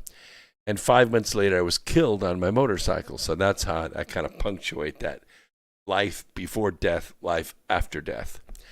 So when I was stationed down in Hattiesburg, Mississippi for the year of 2011, I had a chance to visit the Stennis Space Center a few times. It's a 14,000-acre facility. And I watched a few rocket tests. Oh, they were so cool. I filmed some of them with my phone, but it was ridiculous. I needed better sound equipment because the rockets were so loud. It just like, just overloaded the microphone on the phone, and then it just wasn't any fun because it just was so loud. So I filmed a National Geographic special down there too on Hollow Earth, on a Hollow Earth expedition. And last week, the massive 212-foot booster for the Artemis program was tested. I mean, wow. Wow, it would have been so cool to be there to see that. Smoke and flames billowed from the 4 RS-25 engines that power the Behemoth rocket booster, a centerpiece of NASA's Artemis moon program as it roared to life atop a test stand at NASA's Stennis Space Center near Bay St. Louis in Mississippi. It's between Hattiesburg and New Orleans, but it's kind of the middle of the jungle, really. If you want to read more about the Stennis Center, you can read the book Charm a Favor. The plot does take place in some of the remote areas of the Stennis Space Center. It powers this giant ship, 2.6 million liters. It has 700,000 gallons of cryogenic fuel flowing through the engines as they roared for just over 1 minute. But it was actually shorter than planned. We don't really know why. The test was supposed to run for 485 seconds, or just over 8 minutes, which is the amount of time the engines will burn during flight. Following engine ignition, the 4 RS-25 engines fired for just over 60 seconds. Not everything went according to script today, NASA's chief Jim Bridenstine said late Saturday after the test. But we got a lot of great data and a lot of great information. Good news is it didn't blow up. That's nice. It's nice when you don't lose any hardware during your test. NASA's first Space Launch System core booster ignites, and it is super loud. It's so loud it shakes in your chest, especially if you get really close. But of course, it's basically hydrogen peroxide fuel. So when it burns, it forms water, H2O, and of course billows of steam come out of the engines, which is just very cool. It just actually makes its own cloud system when it fires. Now, it's still too early to know exactly what caused the early shutdown yesterday, but flight controllers could be heard during the test referring to an MCF. That is normally what we would call a CATO, or a catastrophic failure, but in this sense, it is a major component failure, okay? It's nice when you don't lose the engine, when you don't blow a hole the size of a Volkswagen in the side of the tank. It's a good thing. So anyway, it was engine number 4 on the SLS booster. We want to have all these things happen during the tests. It doesn't necessarily mean it won't happen during a launch. And that's kind of the bad thing. You know, we build race cars, and we take it down to the track, and we nail it and hang on for dear life. And, you know, the cars we build, even our electric runs, they run 10 or 11 seconds in a quarter mile. You think that's pretty fast. But then when you go to the national events like the 4 wide at ZMAX, when we get to AA fuelers, they're going 0 to 300 miles an hour in less than 4 seconds. 3.94 seconds in a quarter mile. Do the math. That's a lot of G's smashing your eyeballs back in your head.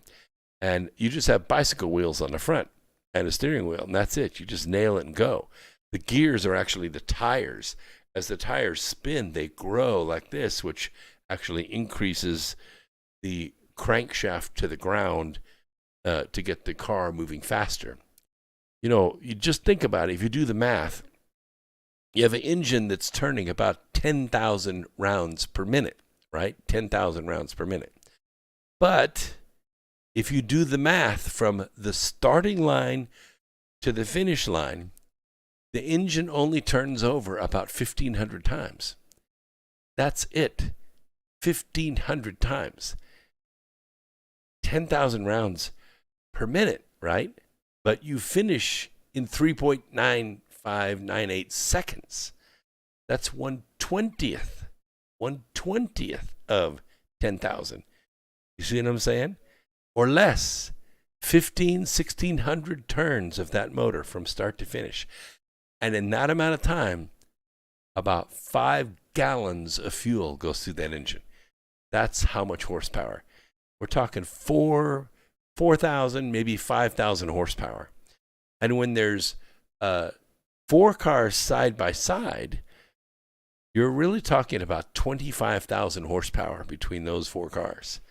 And it's so much energy is expended in that 4 seconds. If you're in the stands sitting looking perpendicular at the track, you got your camera aimed at the starting line, and they start, and then your camera or your phone, you follow them to the finish line.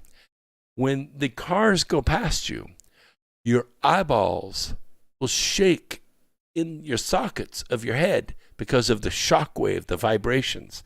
You cannot focus your eyes on the cars because it's like somebody's taking your eyeballs and just shaking them like that. It's so loud that the microphone that you're using is just totally overridden by the sound. Now, that's kind of cool because your ears, you even with earmuffs and earplugs, which you have to wear, or you're going to go deaf, you hear the cars go by. You can almost hear, every piston going through all 8 of these giant primary pipes coming off each cylinder. But you can't pick it up on the mic. It just sounds like one blast sound as they go by. So the combination of you not being able to see, but the camera picks it up clear, and you can hear, but the camera can't hear. These two opposing forces make the race so interesting. And of course, what else makes it really interesting is if there is a Cato and somebody sneezes a belt or blows a blower off the top of the motor, then makes a big fireball, and that's always fun to watch. And it's pretty safe. It's pretty safe. Rarely ever, if anybody ever gets hurt doing this. But still, it's fun to build and it's fun to make happen. And just because everything worked fine in the last race doesn't mean everything's going to work fine in the next race. It's the same thing with rockets, I'm afraid.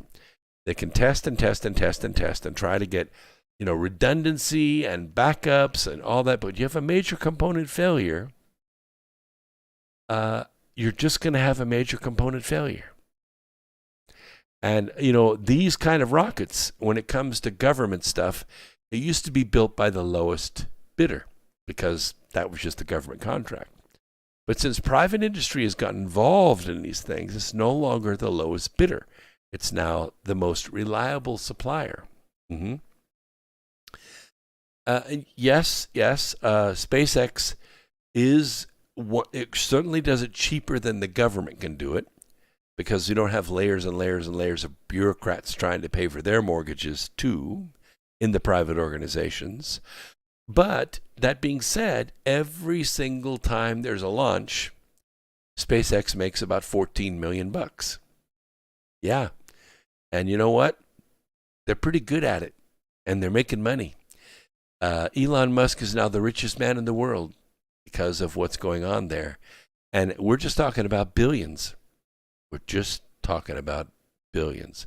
What, Delina? What are you saying? What do you mean, what just happened?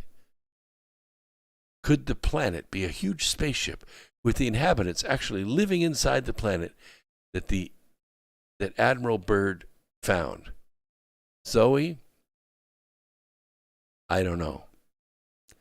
I know we live on the surface of this world, and there may be intelligent life or advanced life on the inside of the planet. I don't know. It may be at the bottom of the sea. I don't know. But this expedition is going above the Arctic Circle to look at a 10,000 square foot, that's 100 mile by 100 mile area of the sea floor. And it's 4,400 meters deep. 4,400 meters. Yeah, we're talking 13,000 feet, okay, deep, or a little better than that. That's a deep ocean. There is no hollow tunnel of ocean that goes from the surface down to the crust. But what we expect to find maybe is an opening in the seafloor. And if we find that, it's going to be fantastic. What do you mean they pull the show?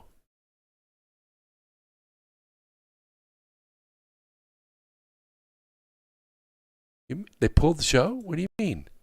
We're talking about space stuff here. I've got all these people going on YouTube and DLive and Facebook and Twitch. And I can see my audio going. Let's see, we'll go to DLive. Yeah, we're still running on DLive. I can see myself there on DLive. You saying they pulled the show from YouTube? The show is still on here on YouTube. Okay, well, it's on all the other media too. So what do you mean? They didn't stop me. I'm not talking about anything strange or scary. What is it, Cindy Lou? You said, oh, hang on, the chat room's going so fast. Yeah, get out of ocean if you see squares. Yeah, right. Well, I mean, it's a grid, you know. We're looking at, I'm trying to make a square here. Okay? 10 miles, 100 miles, 100 miles, easy enough. We can look at that in 15 days, easy enough to do. Okay, Carrie. Carrie says refresh. Hit refresh, and it'll come right back.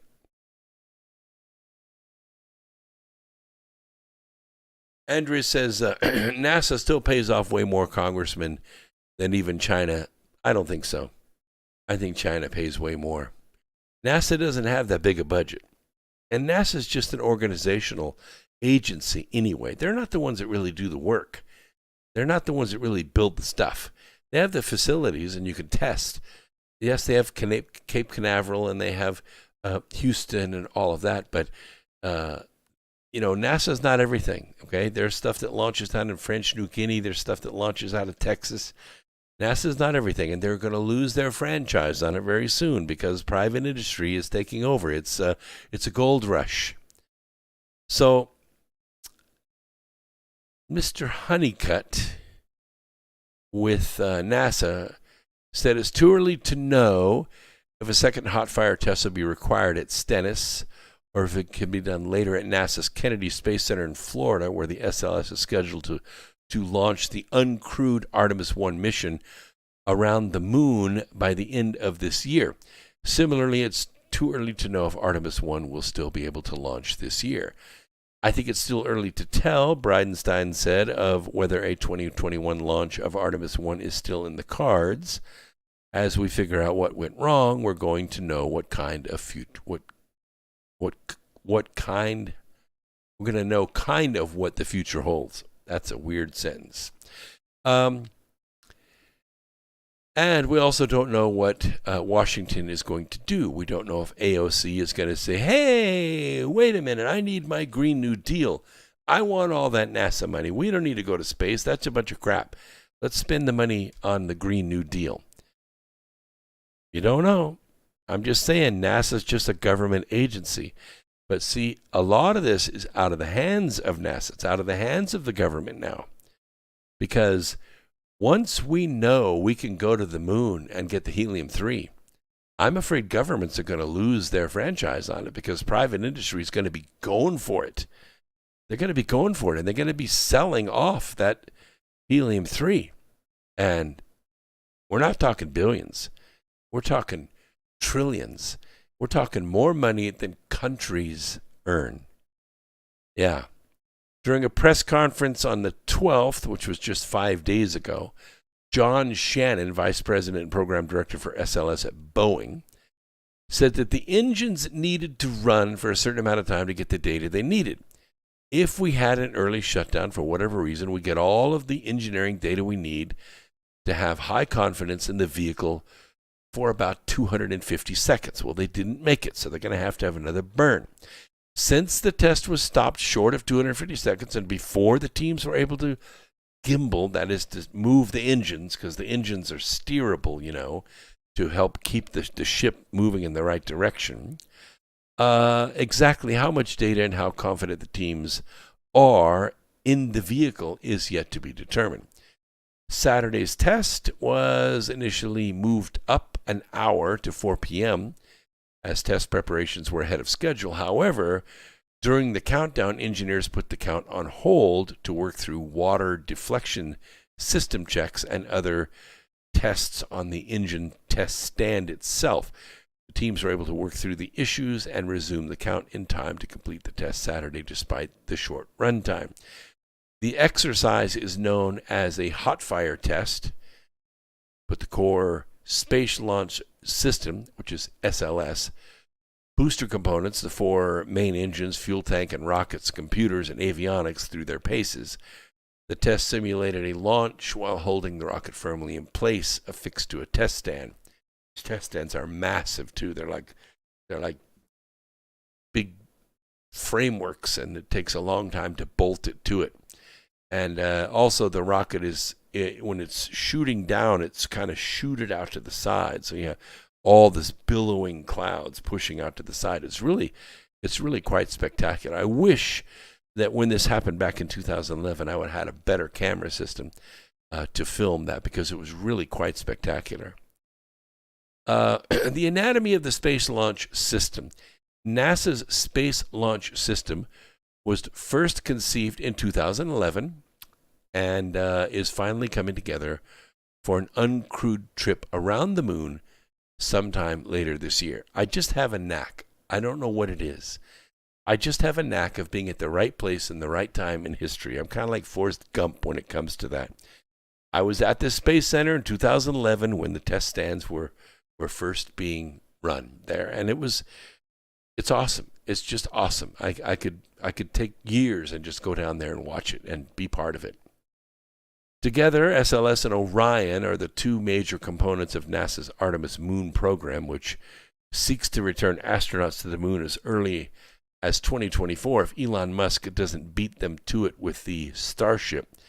The Starship is a little bit different in that the Starship takes off from Earth, flies, it drops its boosters. The boosters come back and land on the pad to be reused again. Starship takes off for the moon, reaches the moon, goes around the moon a few times, lands on the moon, and then crews can get out on the moon, do what they need to do, gather samples, drill, drop their rover off, set up camp, all that stuff, and then get back on Starship, take off of the moon in Starship, and fly all the way back to Earth. They come into the upper atmosphere kind of like a floating brick, like so, and then they do a flip, and then it lands on the ground. No waste. No waste. No aluminum, no titanium. It's all made out of stainless steel. That's very cool, and not too expensive. Not too expensive as spaceships go. Since the engines on those first missions are shuttle leftovers, they've been overhauled with new computer controllers as well as upgrades that ensure they can handle the higher performance demands of the SLS launch. And that's not the only part recycled from programs past, like the engines. The solid rocket boosters were also used to propel NASA's fleet of space shuttles to orbit. They, too, have been modified to work with SLS, but they won't be used forever.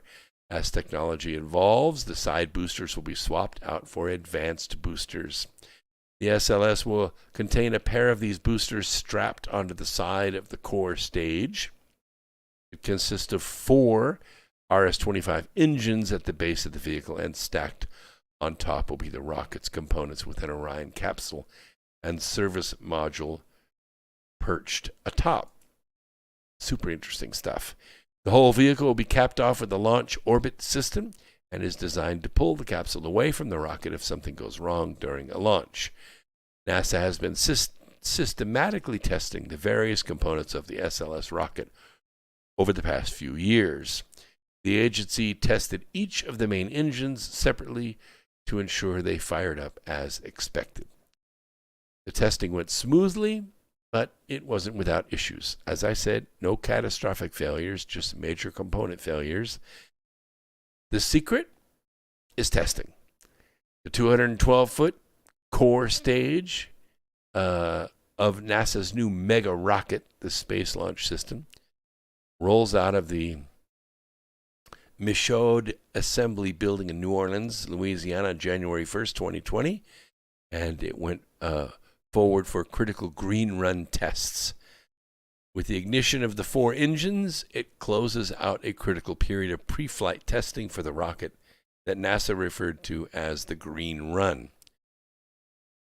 The boosters, as I said, were previously used. Bridenstine says, I have absolutely total confidence, which means he probably doesn't have, absolute total confidence in the team to figure out what the anomaly was, figure out how to fix it, and then get after it again. Because we don't fail, we might have a setback, but then we come back and we do it again. And that's exciting stuff. We like to see NASA make this kind of progress. My old friends at JPL, always busy, always supportive. What are we saying here? Tadium, great. I don't beep at airports. What does that mean? Free energy. Twitch broadcast is working. Yes, it is.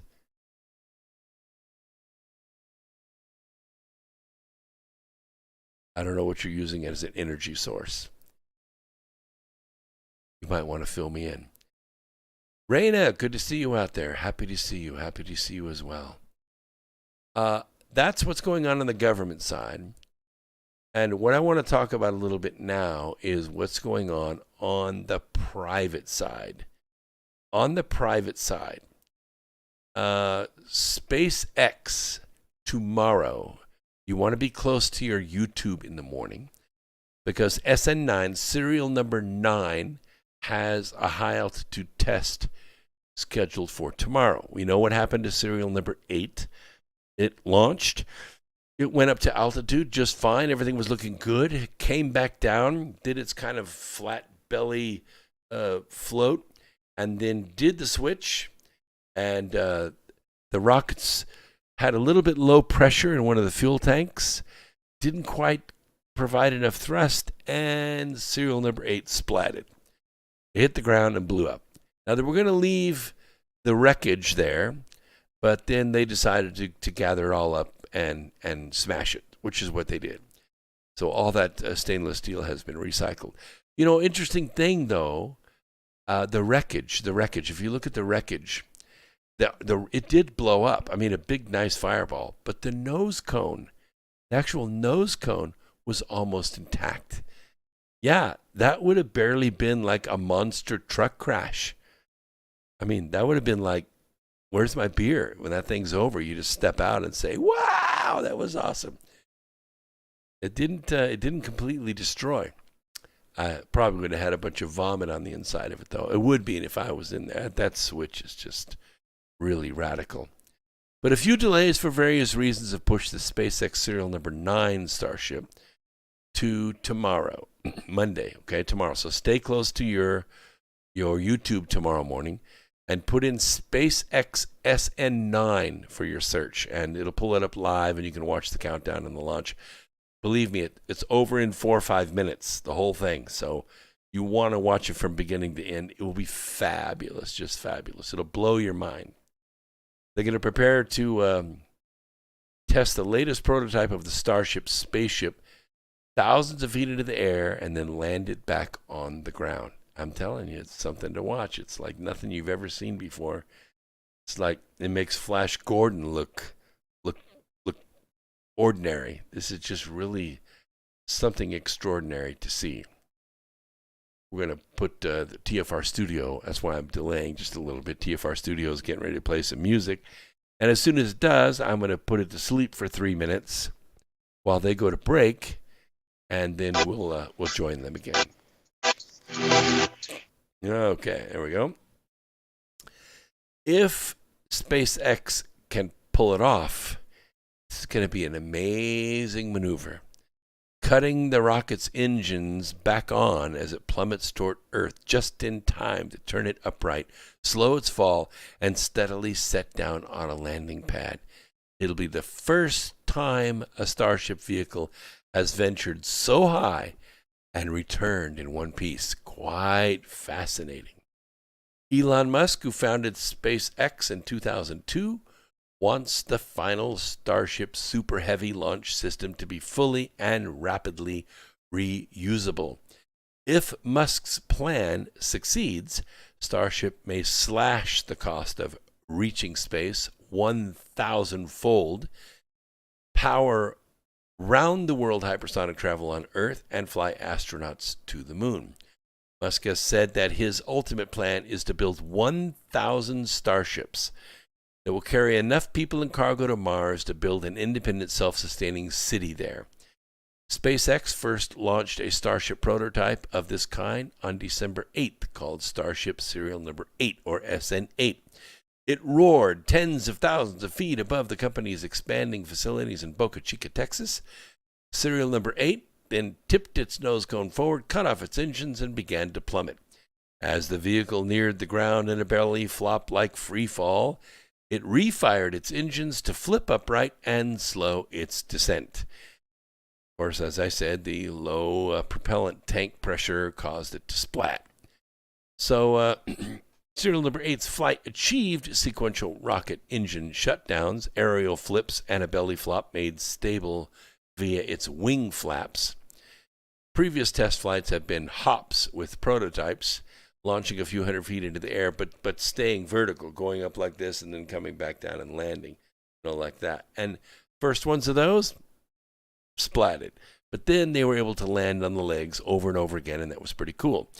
These high-altitude ones are quite something different. They go way up, like 100,000 kilometers. And then they, begin to fall again, but what they do is they flip the flaps out to the side like this, like wings, and they stabilize it into kind of a belly flop and allows it to slow itself and burn off all that speed re-entering the atmosphere. And they put some heat tiles on it to make sure that it doesn't overheat. It's very cool. It's very cool. Yes, there are pins that are welded to the outside of the ship. And onto the pins, they stick these hexagonal heat shield tiles. So the ones that are just going up high altitude, they don't have to carry all these heat shield tiles up. They're very lightweight anyway. But as we get higher and higher and they begin to come back down to, say, Mach 6, Mach 7, Mach 8, Mach 12, something like that, then you're going to have the heat tiles on there, and that'll be another level of test. So in about 10 seconds, we'll bring the studio back in, and then we'll resume talking. I don't want to get too far ahead of the TFR people because this is where the truth freaks hang out, and we like to have all this truth. That's a good question, Delina. We're going to talk about the radiation belt. We'll talk about the radiation belt in this segment. So here we go. Bring the studio back in. A little bit of music, and then we'll top of the hour music, and then we'll resume.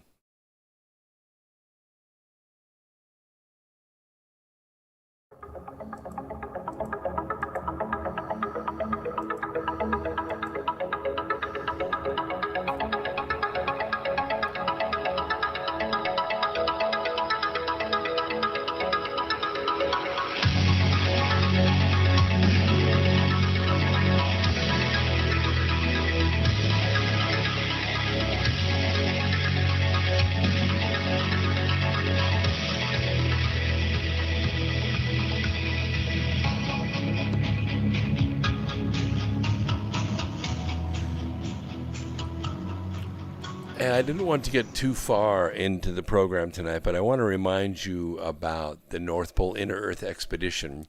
If you get a chance, you don't have to do it right now. You can do it this week or this month. Make your way over to the Hollow Earth TV and get yourself registered. This is at nippy.com. And nippy.com is a very simple page. It's going to describe to you what our team is, what the mission is, and how you can participate. Okay, so you can learn about us, the team members that make up our rudimentary team right now. what the ship's capabilities are, and you can see some cool pictures of the ship there, and then how to participate.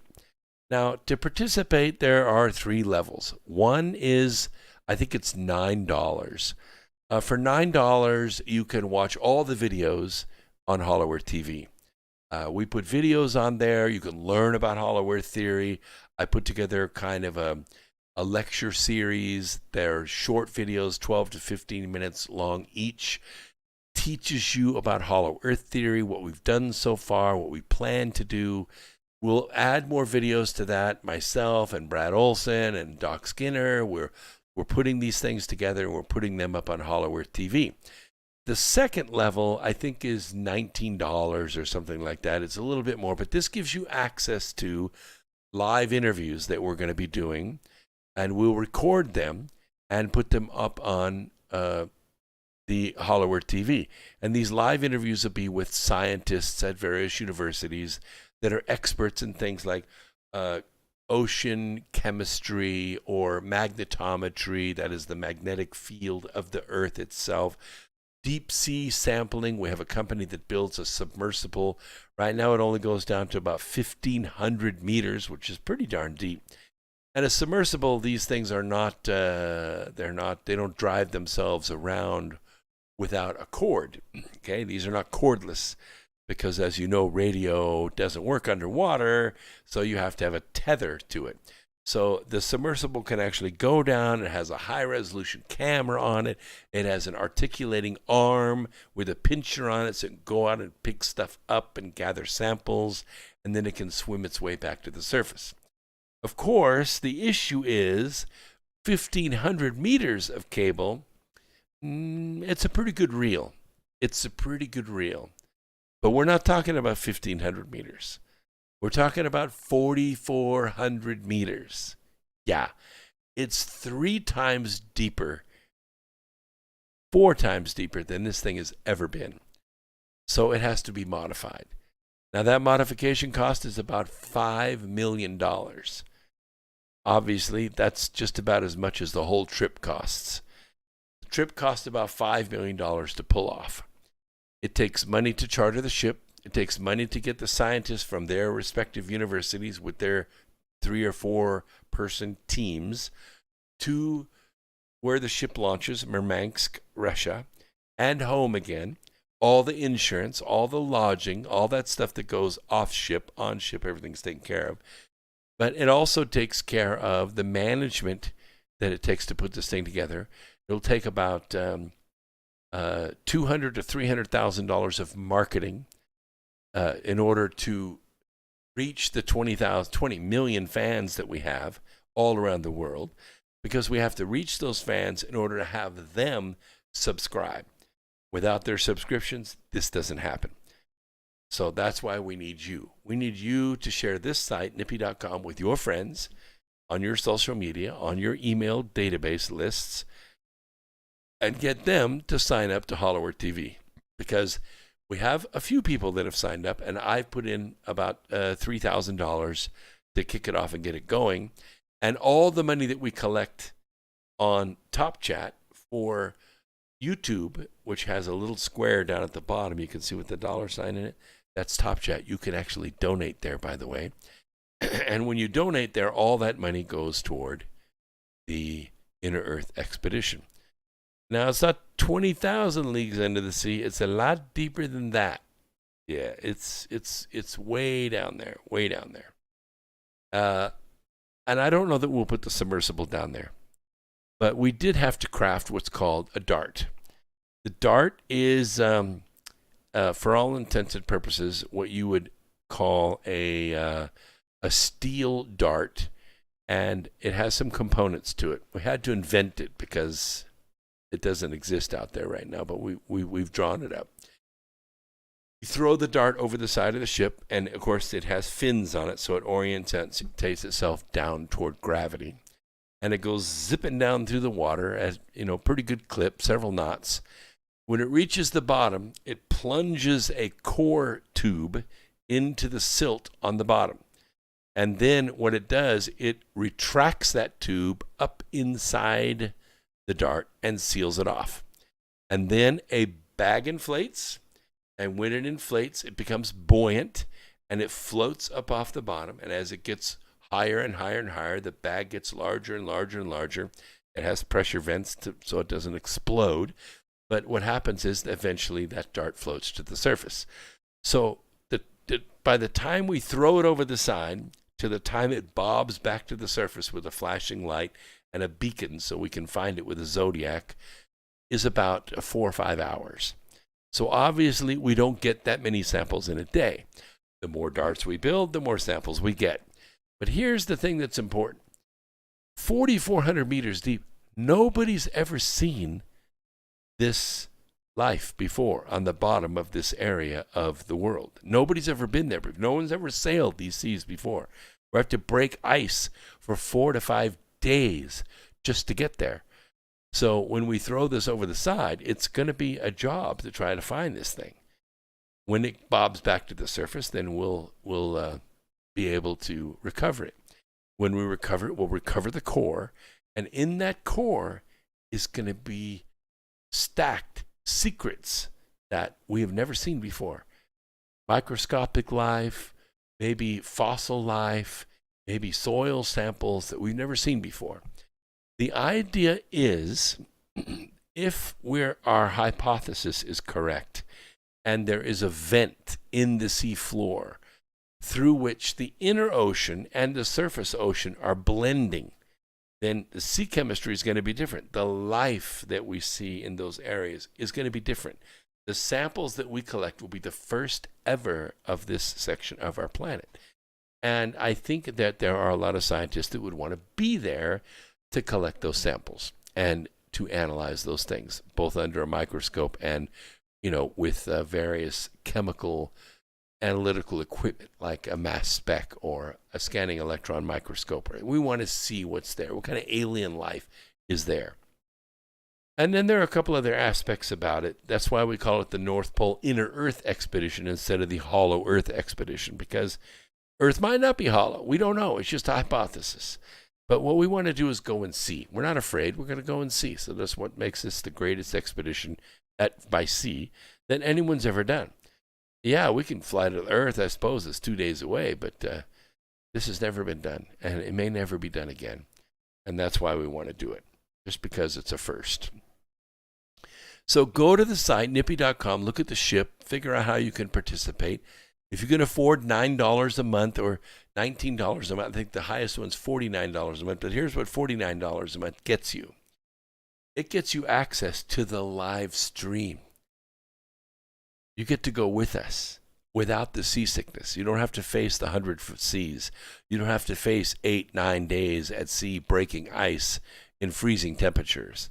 You don't have to face any of that. You can stay at home in your pajamas and eat ice cream and watch it live 24 hours a day. We'll have 4 channels streaming from the ship. We'll have about anywhere from 6 to 20 cameras going at any given time. And we'll have data managers on the boat that will be able to select between the Wi-Fi streams, which ones are going to go to the satellite, which ones are going to ping out to the European and U.S. continents. And from there, you'll be able to watch it. So I understand, Cindy Lou, work to pay bills. I get it. But here's the deal, Cindy. National Public Radio, they're already taking money out of your check every single week. Every single week they take money out of your check. And they got a fine building. They have a fine multi-million-dollar building. It's gorgeous. Gorgeous. It's the envy of the radio world. And NPR broadcasts nothing but communist crap. Okay? They're nothing but a propaganda outlet. But they take money out of your check every week and they give it to them. So all we're saying is, if they're already taking money out of your checking and giving it somewhere where you don't want it to go, why don't you tax yourself? $9 a month, the price of 2 Starbucks coffees a month. And yes, maybe Cindy Lou can't do it, but maybe there's 1,000 Cindy Lou's out there that could do it, or 10,000. Think about this. If there were only 100,000 of you out there, out of our 20 million fans, that could afford $9 a month, that would just about, in about 4 or 5 months, we'd have enough money to pull off this venture. And we don't have to sell it to anybody. We don't have to sell it to the Chinese. We don't have to sell it to the banks. We don't have to sell it to one of the cable channels. It's ours. It belongs to all of us. And all your names will go on the credits of any documentaries or books or films that are made from this venture. It'll be the most valuable footage ever shot in the history of the world. Think about it. Think about it. You want to be part of history, this is what it takes. This is what it takes. Many hands make light work. It's either that, or we go find some benefactor out there that can write a check for $5 million. Now, how many people out there know somebody like that? Give me a break. Give me a break. I bet there aren't 200 people in the entire United States that could write a check tomorrow morning for $5 million. Well, they might be worth more than that, but they can't write a check for that. They're not liquid. It's in apartments. It's in condos. It's in commercial properties. It's in stocks or bonds or whatever. It's not liquid. People don't just write checks for $5 million. It doesn't happen. This is the way projects are done. They're done by the people who are going to enjoy the benefits, okay? They're going to enjoy the benefits. You're going to make the payments to make it happen. It's the only way it can happen. It's the only way. Trust me, I have thought about this. I've been working on this for over 10 years. It's the only way it can happen. So help us make this a reality. All right, let's go back to what we were talking about here. We were talking a little bit about the Stennis Space Center and serial number 9 getting ready to launch. And it's going to launch tomorrow morning live on YouTube if there are no more delays. Okay? I know. Everybody fights for their grandbabies. I have 6 of them myself, one generation and another. So I know that. I get it. Cindy, it's excuse number 9B. Excuse number 9B. I know all about that. There's a whole book of excuses, and that's fairly well down the list. Not the most popular one, but it's down there. I'm just saying, they're already taking more than $9 a week out of your check. I'm asking for $9 a month, and it's as simple as that. All right. SpaceX is going to be on YouTube tomorrow morning. You can look at it on spaceflight.com. You can look at it. There are several video channels that are going to be filming and broadcasting this live. It's very cool to watch. It almost just blows your mind. So a couple of hours beforehand, SpaceX is going to clear the launch site of personnel. Roughly an hour ahead of spaceflight, storage tanks at the launch site will begin venting gases at SpaceX. Prepares to fuel the Starship with cryogenic fuels. Fueling later causes Starship to vent gases out of its top, signaling that launch could occur within minutes. I doubt there's going to be poor weather tomorrow. There's not going to be any technical glitches, I hope. And we don't want a boat entering the launch's danger zone, which is a new challenge for Starship. If we don't have any of this, then we're going to have a smooth launch tomorrow, and it's going to be very cool to watch. So Space Force, this is the interesting thing about the Trump administration, really interesting, because even the last few days, the Trump administration has been making routine moves. I'm echoing? Really? Why would I be echoing? I don't think I should be echoing right now.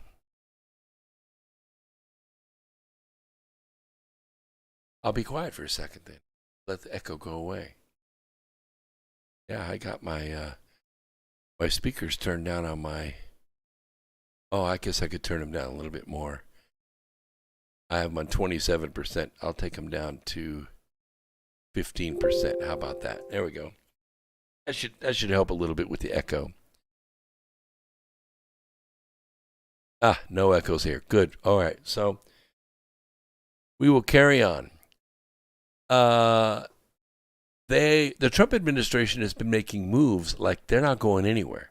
Like they're making moves that are going to take months to implement and budget, and it is not moves that you would think that somebody who's moving out would make. The permanent headquarters of the U.S. Space Command is going to be located at Huntsville's Redstone Arsenal.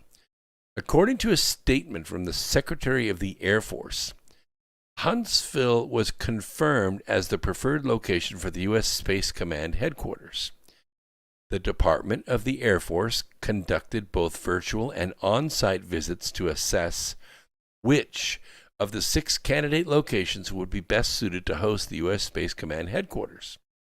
The decision was based on factors related to mission, infrastructure, capacity, community support, and costs to the Department of Defense, which, as you know, Mr. Miller, Mr. Watnick, and Mr. Kash Patel are running right now. Huntsville compared favorably across more of these factors than any other community, providing a large, qualified workforce, quality schools, superior infrastructure capacity, and low initial and recurring costs. Plus, guys, it wasn't Washington, D.C. It wasn't Washington, D.C. Additionally, Redstone Arsenal offered a facility to support the headquarters at no cost while the permanent facility is being constructed. The following cities will remain reasonable alternative locations for the U.S. Space Force. Of course, Albuquerque, New Mexico. We have lots of friends outside of Albuquerque, New Mexico. Our friends at Planetoid Mines and everyone else at this. There's a space industrial park just outside of Albuquerque.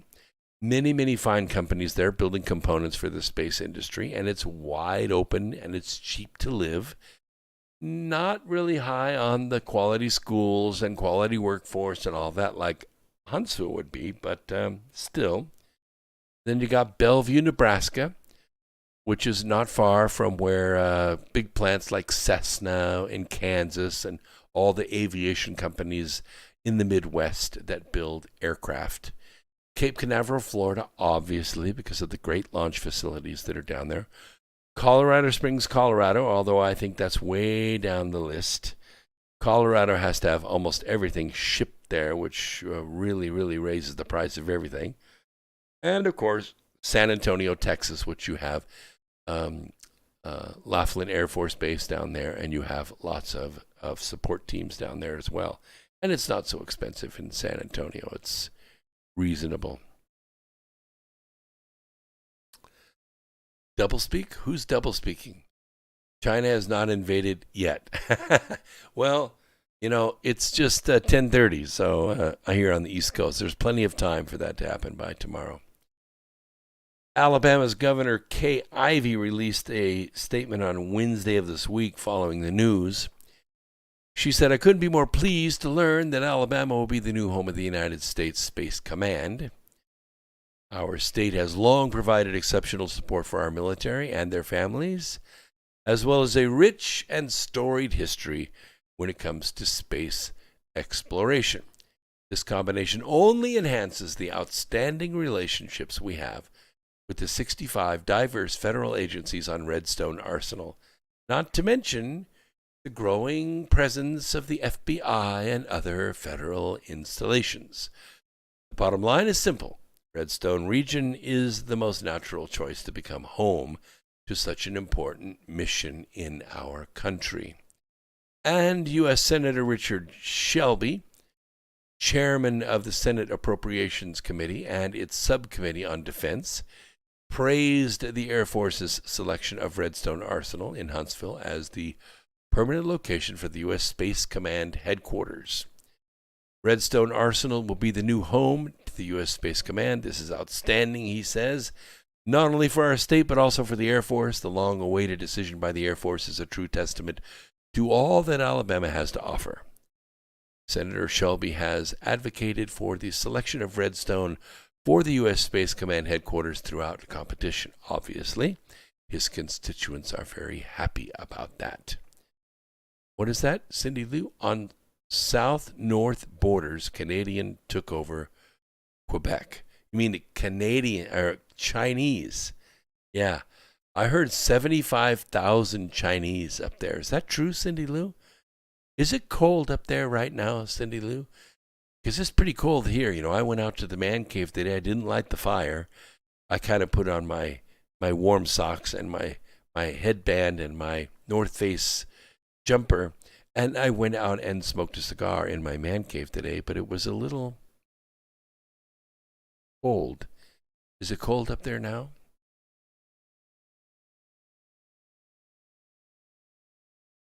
I don't know if you're experiencing echo on D Live. I don't hear that coming from anyone else, so I'll have to listen to the recording and see. I don't normally see an echo on this feed. Well, Marino Green, you're an awesome person. Marino says in all caps, Brooks, you are the man. And 7P says no echo here. Thank you very much. 40 degrees. Oh, where Scott is. I was going to say it's not 40 in Canada. What's the temperature in Canada? Montreal, right now, minus 4 degrees Celsius. Woo-hoo-hoo-hoo. Okay. Yeah, see, that's pretty cold. It's hard to march an army, you know, when it's minus 4 degrees. You kind of want to do it at 11 or 15. That's better, don't you think? I mean, that's like sweater weather. Alabama made rockets first launched Americans into space and later carried them safely to the moon. Huntsville's selection as the headquarters for the U.S. Space Command further solidifies Alabama as the national leader in aerospace research and development. That's Lieutenant Governor Will Ainsworth. And Congressman Robert Aderholt. He also says, this decision is not only a good one for North Alabama, but also good for America. Locating the United States Space Command in Huntsville is smart because it's already the center of much of our nation's space, military, and strategic command capabilities. I agree. I agree with all this. Okay. Let's switch gears a little bit. Got about 2 minutes left in this segment. This is just about right. Let's talk a little bit about the fall of Babylon. Because history tells us about the fall of Babylon, and many scriptorians kind of, because the United States isn't really mentioned in the Bible, there's no description of any country like the United States coming to power and benefiting the entire world and, you know, establishing world peace and liberty and on fighting all the enemies of decency and protecting life, liberty, and the pursuit of happiness, except for abortion, of course. We heartily participate in that. But it does kind of compare America to Babylon. Babylon the Great.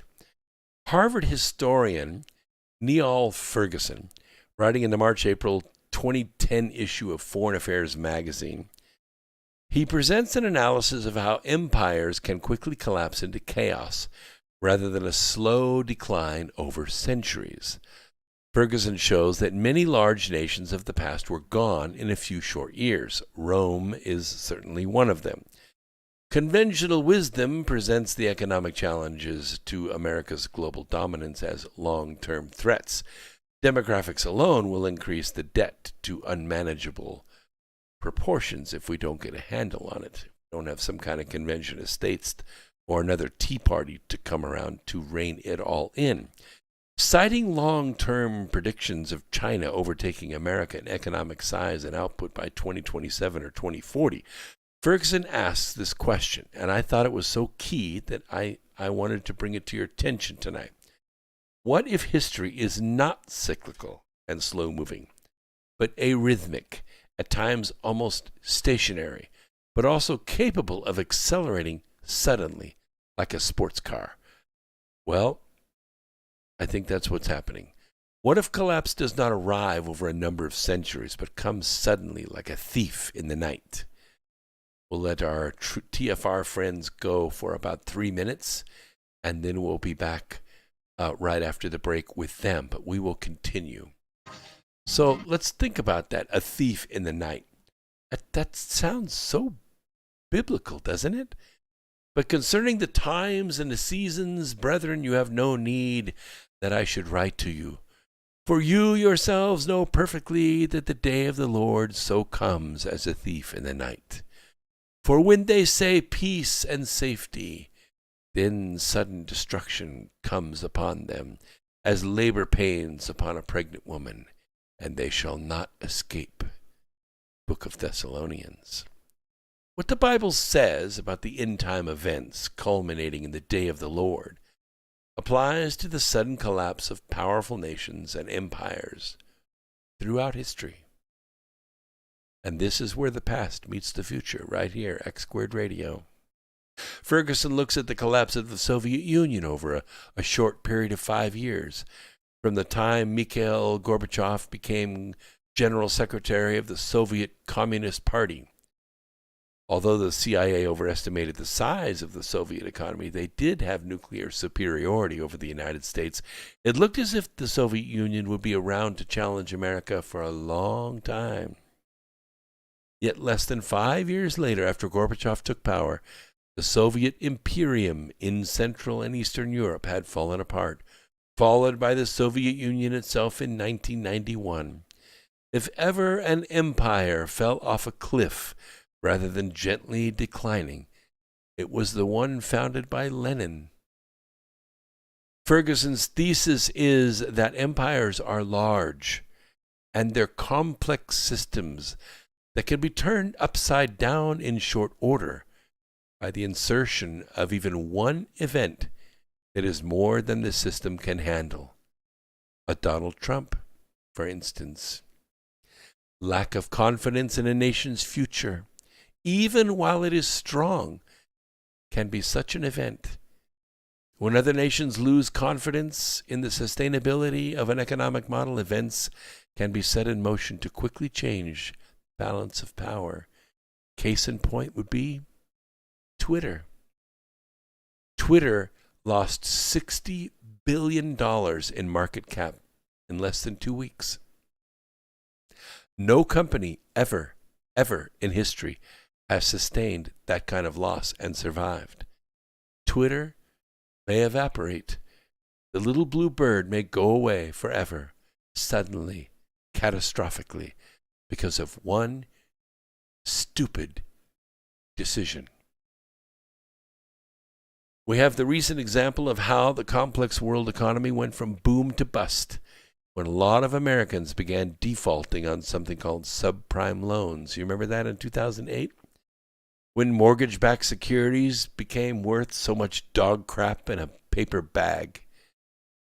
The world financial system came near meltdown 1 week.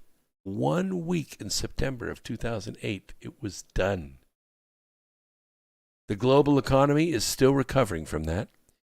It is an object lesson in how quickly events, even small events, can happen and turn the world totally upside down.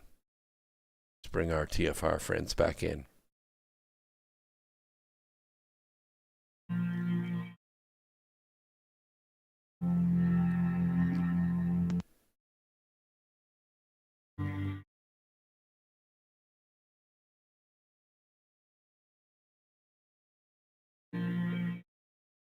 Can you hear the music?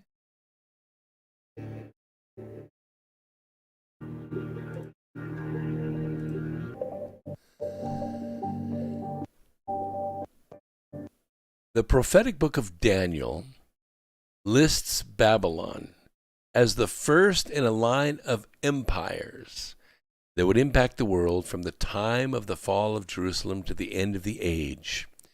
When is the end of the age? Well, it began in 2012. It takes about 20 years for the end of the age to be complete. We are entering the age of Aquarius. You'll recall that the apostles asked Jesus when he was going to return. And he said at the end of the age, we're here. We're here. So Daniel found himself at the seat of the empire, dealing with a succession of rulers beginning with Nebuchadnezzar. While explaining the king's dream, the prophet says God removes kings and raises up kings. Here is the first principle to understand about world affairs. God determines the course of nations. He can set up or remove a leader when he wants to. That doesn't mean he's involved in every small nation's affairs when it does not impact the course of his plan. The nations may rage and the rulers may take counsel together, but unless their actions are in accord with the counsels of God, in the end they will pass from the world scene. Babylon was not like that. It found itself in this position on the night when a subsequent ruler, Belshazzar, made a great feast. This event occurred as the Persian armies massed outside the city gates. During the banquet, the fingers of a man's hand appeared and wrote on the wall of the king's palace. King Belshazzar was troubled at the sight and asked for anyone to interpret what the writing said. Word came that Daniel was the only one who could possibly interpret the handwriting, so he was brought into the banquet room. Daniel gave a brief history of Nebuchadnezzar's experience with God, including a reminder that the Most High God rules in the kingdom of men and appoints over it whomever he chooses. Daniel's interpretation of the handwriting, hence the adage, I can read the handwriting on the wall. The handwriting's on the wall. This is where it came from. This is where it came from. The handwriting highlights another fundamental dimension in world affairs. The message on the wall was God has numbered your kingdom and finished it. You have been found wanting. Your kingdom has been divided and given to the Medes and Persians. It is God who judges the time an empire lives and when its time is over. A key in when the nation and its people are found wanting, in other terms. This is speaking of sin, breaking God's laws and not acknowledging the God of creation. Babylon worshipped gods who neither saw, heard, nor knew.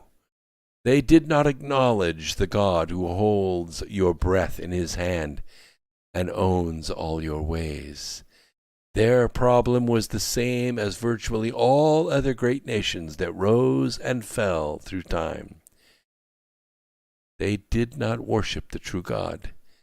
They practiced what the Bible calls idolatry. They worshipped as God that which is not God. That problem is still with us today. That night, Belshazzar was killed and the Persians entered Babylon. As a power, Babylon ended, absorbed into the Persian kingdom, which, by the way, is Iran.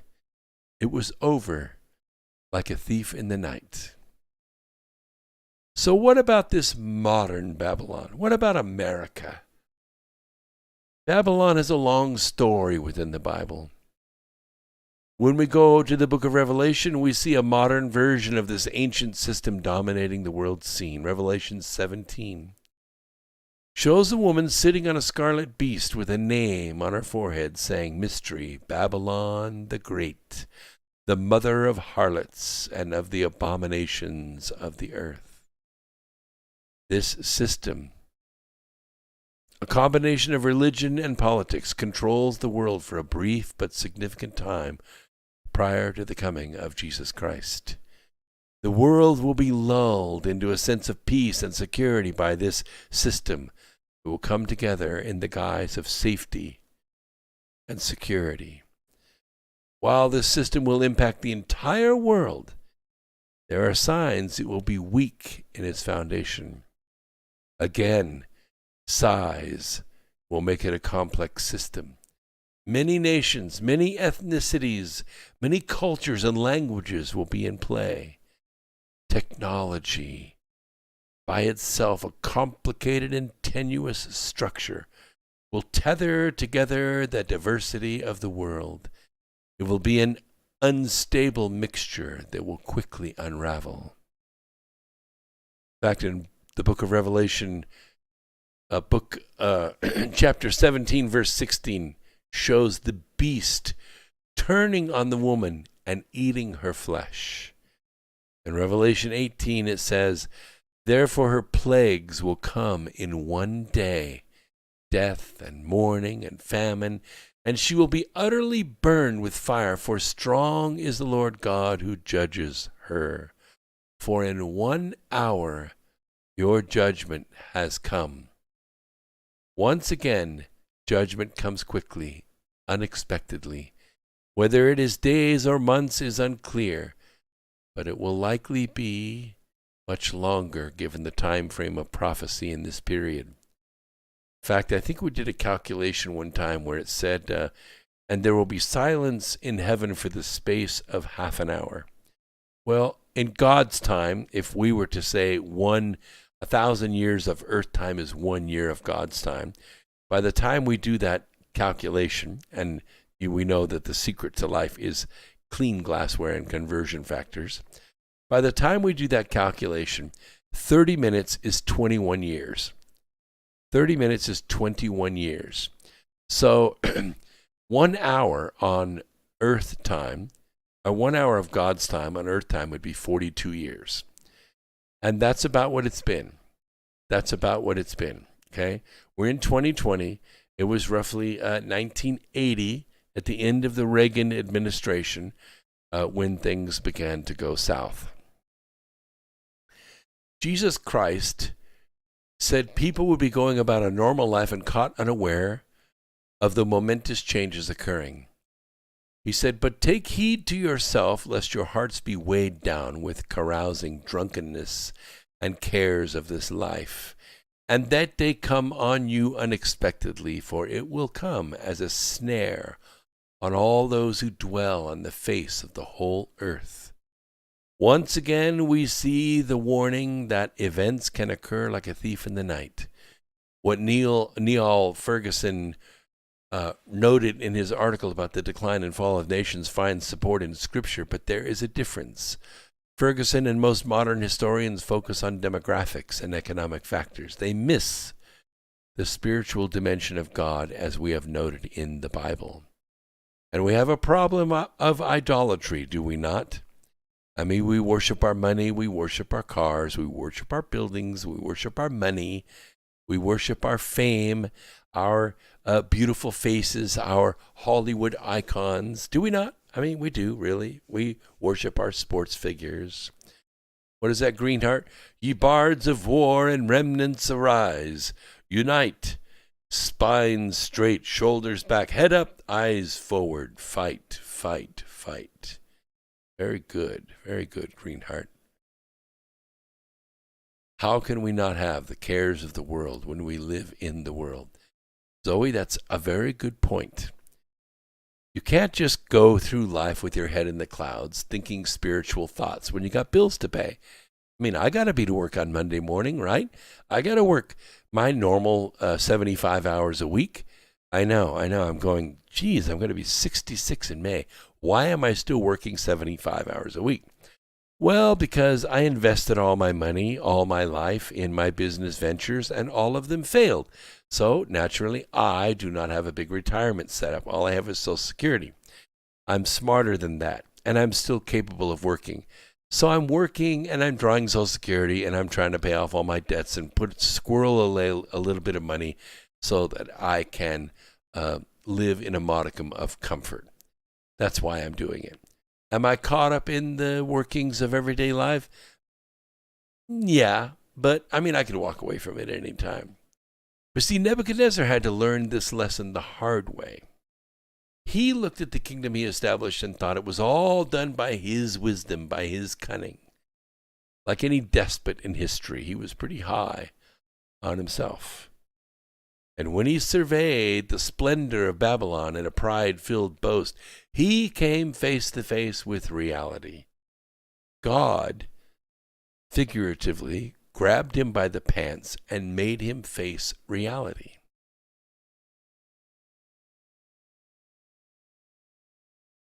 Oh, we just got a nice notice on our YouTube, so that's very good. I appreciate that very much. It's going to pop up on the main chat here in a second. Yes, I have heard of Steve. Yeah, that's one of the guys I don't put much faith in him at all, or Collins or Steele. Thank you very much, Doug, for that generous contribution, $25. He said, I see an alien false flag Wednesday as the new diversion.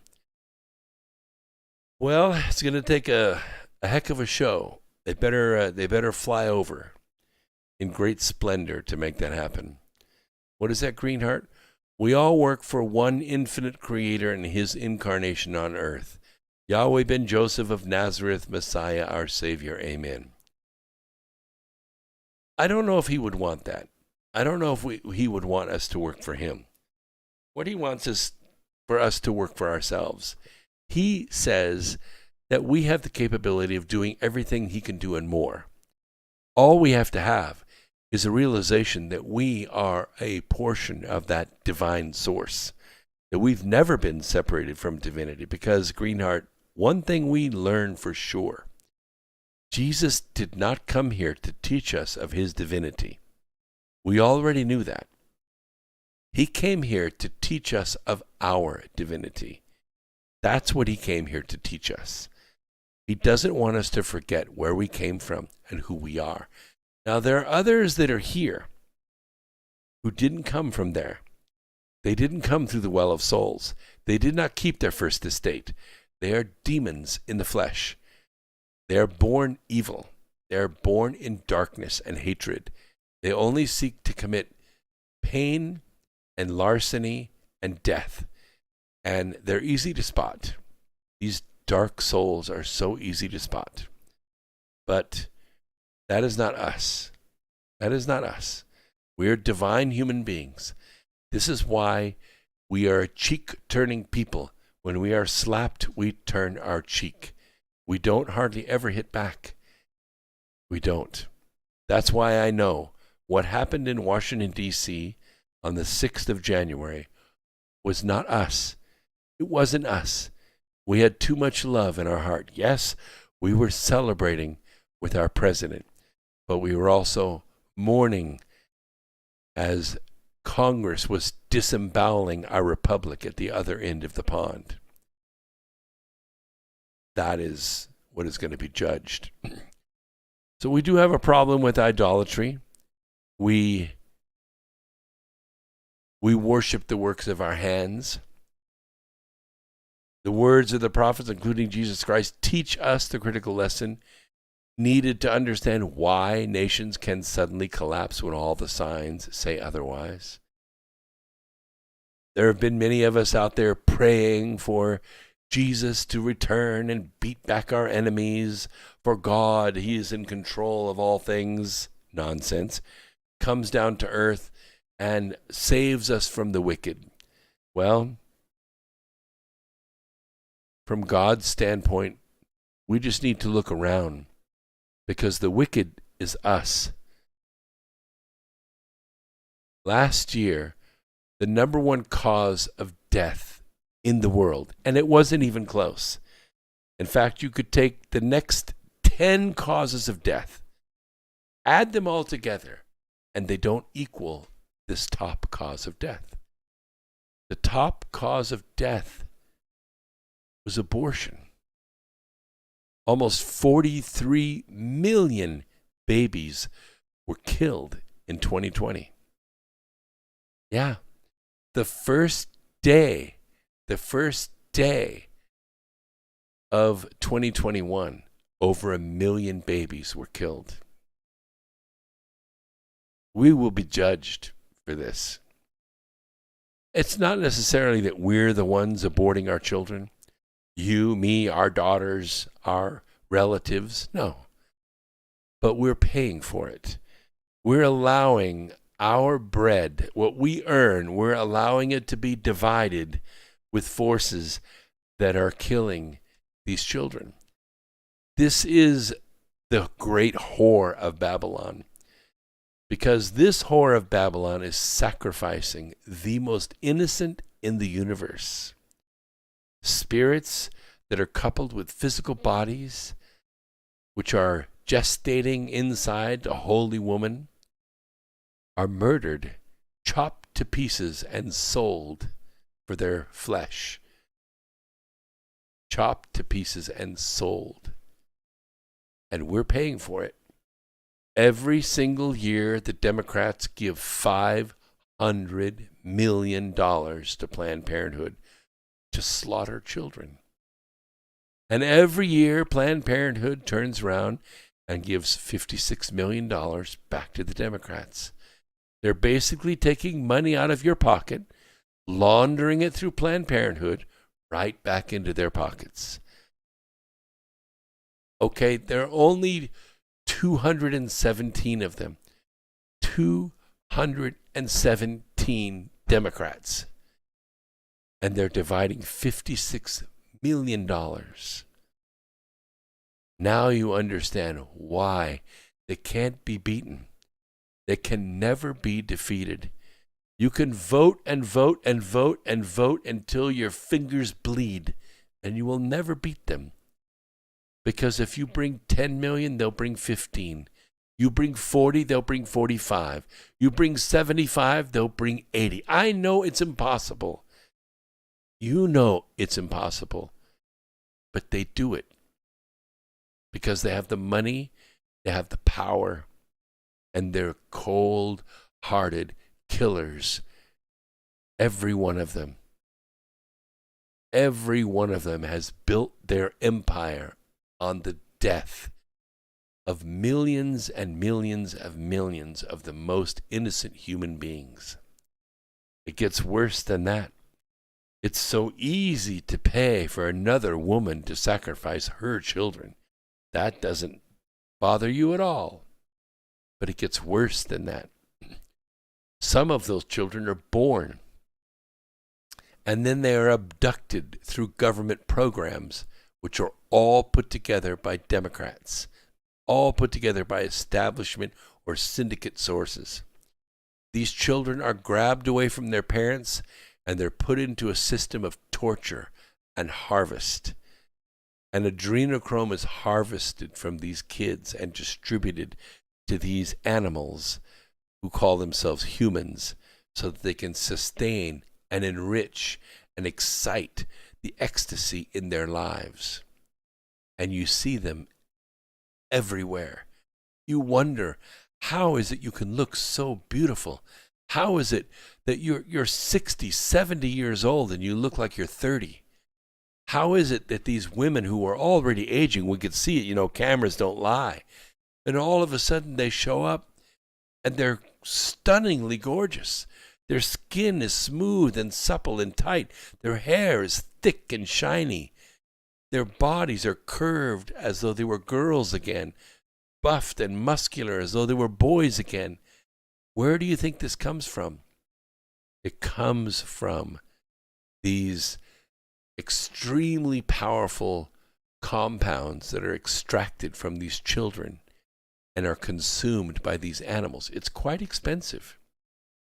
We've had whistleblowers, we've had actors, singers, we've had rock band members who are iconic, who have said, of course, as I got older, I had blood transfusions with the blood of an 8-year-old or the blood of a 6-year-old. It was my blood type, but my blood was old and tired. How do you think Hillary Clinton came back beat to crap after Benghazi? Coke bottle glasses, wrinkled skin, gray hair, overweight. Everyone said, there's no way this old hag is ever going to run for president. I said, don't you dare say that, because in a couple years, she's going to go through a crash program of drugs and stem cell treatments, and she'll look better than she's ever looked. And sure enough, she came back in 2 years, and she looked like she was 10 years younger. Speaking well, walking well, looking well, eyes bright, teeth straight, skin supple, mind sharp. How many children had to die to make this happen? It doesn't matter. They have unlimited power. Unlimited power. And over time, it wears on them. It ages them.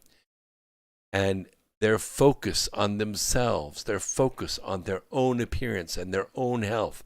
You know, this week, a Rothschild died at 57. When is the last time a Rothschild died at 57? Like, never. Always 80, 90, 100 years old.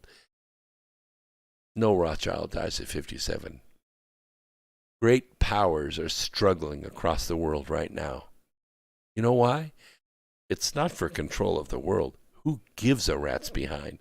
Who cares about ruling the world and wiping everyone's butt and feeding them every day and taking care of their health care every day? Nobody cares about that. Nobody. No one cares if you get a vaccine. No one cares if you have a fever or if you have cancer or if you're stupid or illiterate. No one cares about that. You could go ahead and die for all they care. They don't care. So you think, why in the world? Oh, you say he faked his death? That very well could be, Danny. I don't know. Why would anyone care to rule the world? Who wants to take care of a bunch of whiny babies their entire lives? That's not what it's about. It's not about the life of Earth. It's about the souls of Earth. Someone said the other day that, God was in charge of the world. That is not true. Lucifer is in charge of the world. Lucifer is in charge of many worlds. And he thrives off of souls giving themselves up to him. Once they choose him as Lord, he wins. Oh, of course he answers prayers. Of course he gives out blessings. Of course he can make women into the most powerful, accomplished singer ever. Every note perfect. Every song a hit. Of course he can do that. He does answer prayers. But for a price. For a price. Yes, I saw that. And a woman jumped to her own death with her 5-year-old daughter. She was naked. Grabbed her 5-year-old daughter and jumped off the roof and killed herself. By the way, she was a close shoulder-to-shoulder friend with Hillary Clinton. Maybe she couldn't take it anymore. Maybe she couldn't take it anymore. Maybe the price was too much. She couldn't bear it in life. And so she said, I'll bear it in death, and I'll take my daughter with me. And so she jumped. You know what? She wasn't alone. This woman was a kind of a celebrity, so we noticed. But there are dozens of people every single day that are doing this in our country. Forget about worldwide. Oh my gosh, it's rampant like you wouldn't believe. But in our country, 22 veterans kill themselves every day. You know why? Because of what our government made them do. Because what our government made them see. They can't unsee it. They sold a portion of themselves. They gave it up. They followed the orders, but they could no longer shift the blame to their commanders. Eventually, they had to take the blame unto themselves. They're the ones that pulled the trigger. They're the ones that slipped the knife between the ribs and watched the light go out of their eyes. Eventually, you take that burden with you. But I want to tell you there's hope for us, because we can go look for the good in others and we can help it grow a little every day. We can have hatred for no man. I have hope for our country. It might be a little while before we can be who we want to be in this country. We have a virtual president that's about to be appointed. We have 30,000 troops in Washington, D.C. that are going to make sure this virtual election goes just as planned. And we have no idea what a virtual presidency is going to look like, but it is going to be fun. Go and do, my friends. Where we go one, we go all. We'll see you Wednesday.